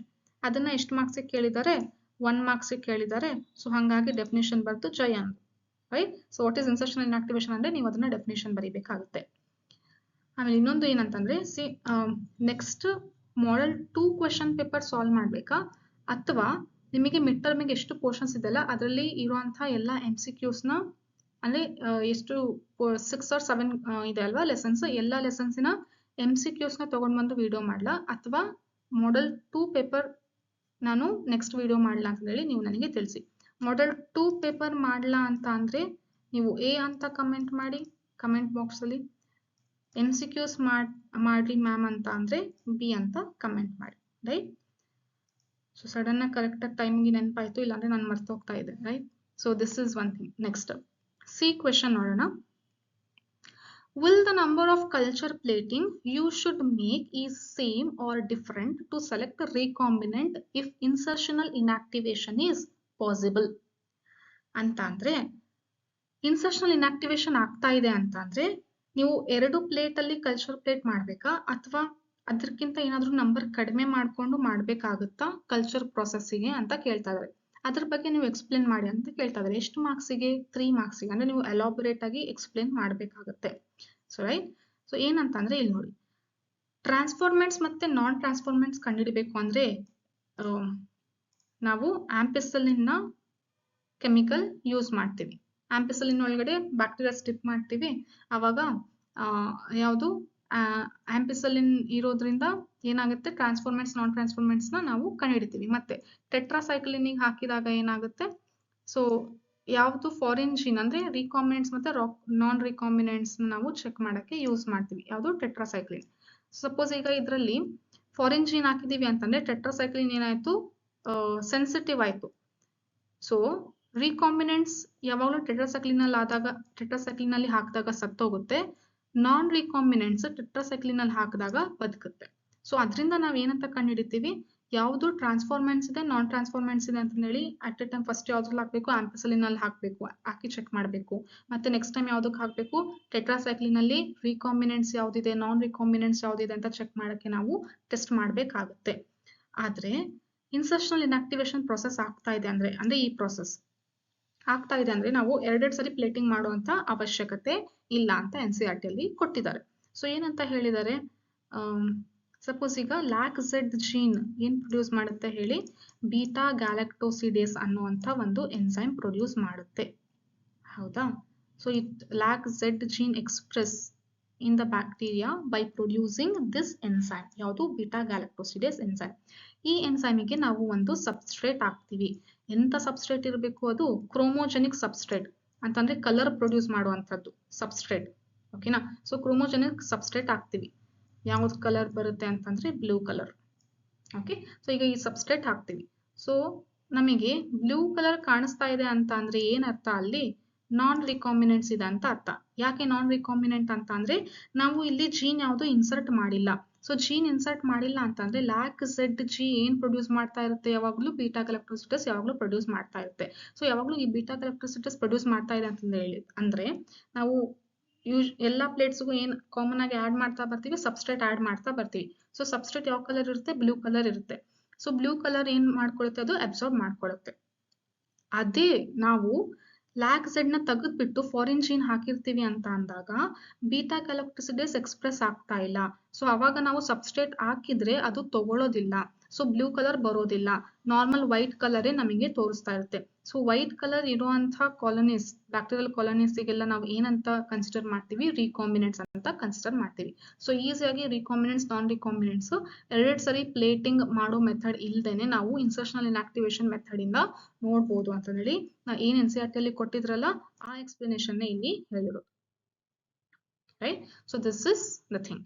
That is, ಇದು ನೀವು ಎಕ್ಸ್ಪ್ಲನೇಷನ್ ಈ ತರ ಬರೀತಾರೆ. ಬೇಕಿದ್ರೆ ಇದನ್ನ ನೀವು ಸ್ಕ್ರೀನ್ ಶಾಟ್ ತಗೊಳ್ಳಿ. ರೈಟ್? ಸೊ ಇದು ಆನ್ಸರ್ ಯಾವುದಕ್ಕೆ, ಇನ್ಸರ್ಷನಲ್ ಇನ್ಆಕ್ಟಿವೇಶನ್ ಪ್ರೊಸೆಸ್ ಮೇಲೆ ಕ್ವಶನ್ ಕೇಳಿದ್ರಲ್ಲ, what will be the number of culture plating. Number of culture plating ಏನಾಗುತ್ತೆ, of course it will going to reduce. ಓಕೆನಾ? ಏನು ಕಲ್ಚರ್ ಪ್ಲೇಟ್ ನ ನಂಬರ್ ಚೇಂಜ್ ಆಗುತ್ತೆ ಇನ್ಸರ್ಷನಲ್ ಇನ್ಆಕ್ಟಿವೇಶನ್ ಮೆಥಡ್ ಯೂಸ್ ಮಾಡಿಕೊಂಡು ನಾವು ಟೆಸ್ಟ್ ಮಾಡಿದಾಗ. ರೈಟ್? ಸೊ ಅದು ಬರಿಬೇಕಾಗುತ್ತೆ. ನೆಕ್ಸ್ಟ್, ವಿಜುವಲಿ ಚಾಲೆಂಜ್ ಸ್ಟೂಡೆಂಟ್ಸ್ಗೆ ಅಂತ ಹೇಳಿ ಕೆಲವೊಂದು ಕ್ವಶನ್ಸ್ ಕೇಳಿದ್ರು. ಅದನ್ನ ಡಿಸ್ಕಸ್ ಮಾಡೋಕ್ಕಿಂತ ಮುಂಚೆ ಈ ಚಾನಲ್ಗೆ ಯಾರು ಹೊಸದಾಗಿ ಬಂದು ಈ ವಿಡಿಯೋನ ನೋಡ್ತಾ ಇದ್ದೀರಾ, ಸಬ್ಸ್ಕ್ರೈಬ್ ಮಾಡಿ. ಸಬ್ಸ್ಕ್ರೈಬ್ ಮಾಡಿದ್ದೀರಾ ಅಂತಂದ್ರೆ ಸಬ್ಸ್ಕ್ರೈಬ್ ಮಾಡದೇ ಇರೋರು ನೀವೂ ಕೂಡ ನಿಮ್ಮ ಫ್ರೆಂಡ್ಸ್ ಜೊತೆ ಶೇರ್ ಮಾಡಿ. ಯಾಕಂದ್ರೆ ಇದು ಮಿಡ್ ಟರ್ಮ್ ಎಕ್ಸಾಮಿಗೆ ಪ್ರಿಪ್ರೇಷನ್ಗೆ ಯೂಸ್ ಆಗುತ್ತೆ. ಅದಲ್ದೇನೆ KCET ಮತ್ತೆ ನೀಟ್ ಎಕ್ಸಾಮ್ಗೂ ಕೂಡ ಯಾವ ತರ ಯೂಸ್ ಆಗುತ್ತೆ ಅಂದ್ರೆ ಕಾನ್ಸೆಪ್ಟ್ಸ್ ಕ್ಲಿಯರ್ ಆಗೋದಕ್ಕೆ ಎಲ್ಲ ಅಂದ್ರೆ ಸ್ಮಾಲ್ ಕ್ವಶನ್ಸ್ ಬಂದಿತ್ತಲ್ಲ, ಡೈ ಹ್ಯಾಬಿಟ್ ಕ್ರಾಸ್ ಮೇಲೆ ಏನ್ ಕ್ವಶನ್ ಬಂದಿತ್ತಲ್ಲ, ಸೊ ಅದನ್ನ ನೋಡ್ಕೊಳ್ಳೋಕ್ಕೂ ಕೂಡ ಯೂಸ್ ಆಗುತ್ತೆ. So please do share in your friends group or else personally send with your friends so that they will also prepare by this video, from this video. ಸರಿನಾ? So ಮತ್ತೆ ನಾನೇನ್ ಹೇಳಿದ್ದೆ, ಒಂದು A ಮತ್ತೆ B ಹೇಳಿದ್ನಲ್ಲ. A ಅಂತಂದ್ರೆ next model paper solve ಮಾಡ್ಬೇಕಾ ಅಂತ ಹೇಳಿ ಕಮೆಂಟ್ ಮಾಡಿ. B ಅಂತ ಅಂದ್ರೆ ಏನಕ್ಕೆ ಮಲ್ಟಿಪಲ್ ಚಾಯ್ಸ್ ಕ್ವೆಶನ್ ಎಲ್ಲ ಲೆಸನ್ ಇಂದು ತಗೊಂಡು ಒಂದು ವಿಡಿಯೋ ಮಾಡ್ಬೇಕಾ ಅಂತ ಹೇಳಿ, B ಮ್ಯಾರಥಾನ್ ಮಾಡ್ಬೇಕಾ ಅಂತ ಹೇಳಿ, ಆ ತರ ಬೇಕು, ಆ ವಿಡಿಯೋ ಬೇಕು ಅಂತಂದ್ರೆ B ಅಂತ ಕಮೆಂಟ್ ಮಾಡಿ. ಸೊ ನೀವು ಯಾಕೆ ಸಬ್ಸ್ಕ್ರೈಬ್ ಮಾಡಿ ಅಂತ ಕೇಳ್ತಾ ಇದೀನಿ ಅಂದ್ರೆ, ಸಬ್ಸ್ಕ್ರೈಬ್ ಮಾಡಿದ್ರೆ ಬಹಳ ಜನಕ್ಕೆ ರೀಚ್ ಆಗುತ್ತೆ, ಎಲ್ಲ ಸ್ಟೂಡೆಂಟ್ಸ್ಗೂ ಹೆಲ್ಪ್ ಆಗುತ್ತೆ. ಸೊ ಆರಾಮಾಗಿ ಮನೇಲೆ ಕುತ್ಕೊಂಡು ಫ್ರೀಯಾಗಿ ಪಾಠನ ಕೇಳ್ಬೋದು, ಈಸಿಯಾಗಿ ಸಾಲ್ವ್ ಮಾಡ್ಕೊಂತ ಹೋಗ್ಬೋದು ಅಂತ ಅಷ್ಟೇನೆ. ಸೊ ಜಾಸ್ತಿ ಜನಕ್ಕೆ ಸ್ಟೂಡೆಂಟ್ಸ್ಗೆ ರೀಚ್ ಆದ್ರೆ ನನಗೂ ಕೂಡ ತುಂಬಾ ಖುಷಿ ಆಗುತ್ತೆ. ಎಲ್ಲರೂ ಈ ವಿಡಿಯೋದಿಂದ ಯೂಸ್ ಆಗ್ತಾ ಇದೆ ಅಂತ ಕುತ್ಕೊಂಡು ಎಡಿಟ್ ಮಾಡಿ ಟೈಮ್ ತಗೊಂಡು ಇಷ್ಟೆಲ್ಲ ವಿಡಿಯೋ ಮಾಡ್ಕೊಂಡು ಬಂದಿರ್ತೀನಿ. ಜಾಸ್ತಿ ಜನಕ್ಕೆ ಸ್ಟೂಡೆಂಟ್ಸ್ ನೋಡ್ತಾ ಇದ್ದಾರೆ ಅಂತ ನನಗೂ ಕೂಡ ಅದನ್ನ ನೋಡಿ ಖುಷಿ ಆಗುತ್ತೆ. ಸೊ ಹಾಗಾಗಿ ಸಬ್ಸ್ಕ್ರೈಬ್ ಮಾಡಿ, ಶೇರ್ ಮಾಡಿ, ಕಮೆಂಟ್ ಮಾಡಿ, ಮತ್ತೆ ಯೂಸ್ಫುಲ್ ಆಗಿದೆ ಅಲ್ವಾ, ಸೊ ಲೈಕ್ ಮಾಡೋದನ್ನ ಮರಿಬೇಡಿ. So see this question. ಯಾಕೆ ವಿಜುವಲಿ ಚಾಲೆಂಜ್ ಸ್ಟೂಡೆಂಟ್ಸ್ಗೆ ಈ ಕ್ವಶನ್ ಕೊಟ್ಟಿದ್ದಾರೆ ಅಂತಂದ್ರೆ ಡಯಾಗ್ರಾಮ್ಸ್ ಇರೋ ಕ್ವಶನ್ಸ್ ಎಲ್ಲ ಅವರಿಗೆ ಕಾಣಿಸಲ್ವಲ್ಲ, ಸೊ ಹಾಗಾಗಿ ಈ ಕ್ವಶನ್ ಕೊಟ್ಟಿದ್ದಾರೆ. ಏನಿಲ್ಲ, ಇದು ಸೇಮ್ ಅಲ್ಲಿರುವಂತ ಕ್ವಶನ್, ಅಲ್ಲಿ ನಿಮಗೆ ಡಯಾಗ್ರಾಮ್ ಕೊಟ್ಟಿದ್ರು, ಝೋನಾ ಪೆಲುಸಿಡ ಮಾರ್ಕ್ ಮಾಡಿರುವಂತದ್ದು, ಇಲ್ಲಿ ಡಯಾಗ್ರಾಮ್ ಕೊಟ್ಟಿಲ್ಲ. So answer will be same, secondary oocyte and after fertilization first ವಿಡಿಯೋದಲ್ಲಿ ನಾವು ಡಿಸ್ಕಸ್ ಮಾಡಿದ್ವಿ. Represent schematically the results of incomplete dominance in Snapdragon plant taking the flower color character.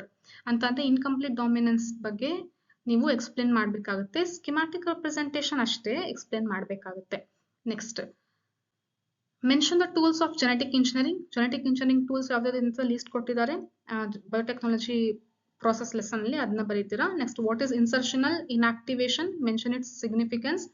Same insertional inactivation ಅಂತ ಈಗ discuss ಮಾಡಿದ್ವಲ್ಲ, ಅದರ significance ಕೂಡ discuss ಮಾಡಿದ್ವಿ. ಯಾವ ರೀತಿ ಇದು ಕಡಿಮೆ ಟೈಮ್ ಅಲ್ಲಿನೇ ರಿಕಾಂಬಿನೆಂಟ್ಸ್ ನಾನ್ ರಿಕಾಂಬಿನೆಂಟ್ಸ್ ನ ಕಂಡುಹಿಡಿಯಬಹುದು ಅಂತ, ಅದನ್ನ ನೀವು ಇಲ್ಲಿ ಮೆನ್ಷನ್ ಮಾಡಬೇಕಾಗುತ್ತೆ. ಅದಕ್ಕೆ 2 ಮಾರ್ಕ್ಸ್. ಆಮೇಲೆ ವಾಟ್ ಇಸ್ ರಿಕಾಂಬಿನೆಂಟ್ ಪ್ರೋಟೀನ್, ಇದು ಕೂಡ NCERT ಅಲ್ಲಿ ಕೊಟ್ಟಿದ್ದಾರೆ ಡೆಫಿನೇಷನ್ ಬಯೋಟೆಕ್ನಾಲಜಿ ಪ್ರಾಸೆಸ್ ಇಂದ. ನೋಡಿ, ಫಸ್ಟ್ ಇದರಲ್ಲಿ ಅವರು ಹೇಳಿದ್ರು ಏನಂತ, ಸಬ್ ಕ್ವೆಶನ್ಸ್ ರೂಲ್ಸ್ ಹೇಳ್ಬೇಕಂದ್ರೆ, ನಾನು model question paper blue print release ಆದಾಗ ಅವ್ರು ಏನೇನು ಹೊಸದಾಗಿ ರೂಲ್ಸ್ ಚೇಂಜ್ ಮಾಡಿದ್ರಂತ ಒಂದು ವಿಡಿಯೋ ಮಾಡಿದ್ದೆ. ಅದ್ರಲ್ಲಿ ನಾನು ಹೇಳಿದ್ದೆ ಏನಂತ, ಅವ್ರು ಹೇಳಿರೋದನ್ನ ಎಕ್ಸ್ಪ್ಲೇನ್ ಮಾಡಿದ್ದೆ. ಏನಂತ, ಸಬ್ ಕ್ವೆಶನ್ಸ್ ಕೇಳ್ತಾ ಇದ್ದಾರೆ ಅಂತಂದ್ರೆ ಸೇಮ್ ಲೆಸನ್ ಇಂದಾನೇ ಇರಬೇಕು. ಸೊ ನೋಡಿ, ಸೇಮ್ ಲೆಸನ್ ಇಂದಾನೇ ಇದೆ. ಸಬ್ ಕ್ವೆಶನ್ಸ್ ಯಾವಾಗ್ಲೂ ಬೇರೆ ಲೆಸನ್ ಇಂದ ಇರಬಾರ್ದು. ಕಾನ್ಸೆಪ್ಟ್ ಬೇರೆ ಇರ್ಬೋದು, ಆದ್ರೆ ಸೇಮ್ ಲೆಸನ್ ಇಂದ ಇರಬೇಕು. ಸೊ ಇಲ್ಲೂ ಕೂಡ ಅದನ್ನೇ ಫಾಲೋ ಮಾಡಿದ್ದಾರೆ. So here how we completed the complete explanation or solved paper of, that is solved question paper 1 model paper 1, which is released by Karnataka PU board. If you have any doubts regarding these questions or else answers, or you are not getting correctly what I have explained, you can drop that in a comment section. And you can also follow me in Instagram and also in Telegram. Telegram ಅಲ್ಲಿ updates ಹಾಕ್ತಾ ಇರ್ತೀನಿ. Key points ಏನಾದ್ರು ಇದ್ರೆ, slides ಏನಾದ್ರು ಇದ್ರೆ share ಮಾಡ್ತಿರ್ತೀನಿ. Instagram ಅಲ್ಲಿ updates ಹಾಕ್ತಿರ್ತೀನಿ, ಮತ್ತೆ ಕೆಲವೊಂದು ಫ್ಲಾಶ್ ಕಾರ್ಡ್ಸ್ ಅಥವಾ ಮೈಂಡ್ ಮ್ಯಾಪ್ಸ್ ಕೂಡ ಅದರಲ್ಲಿ ನಾನು ಶೇರ್ ಮಾಡ್ತಾ ಇರ್ತೀನಿ. You can also follow me there.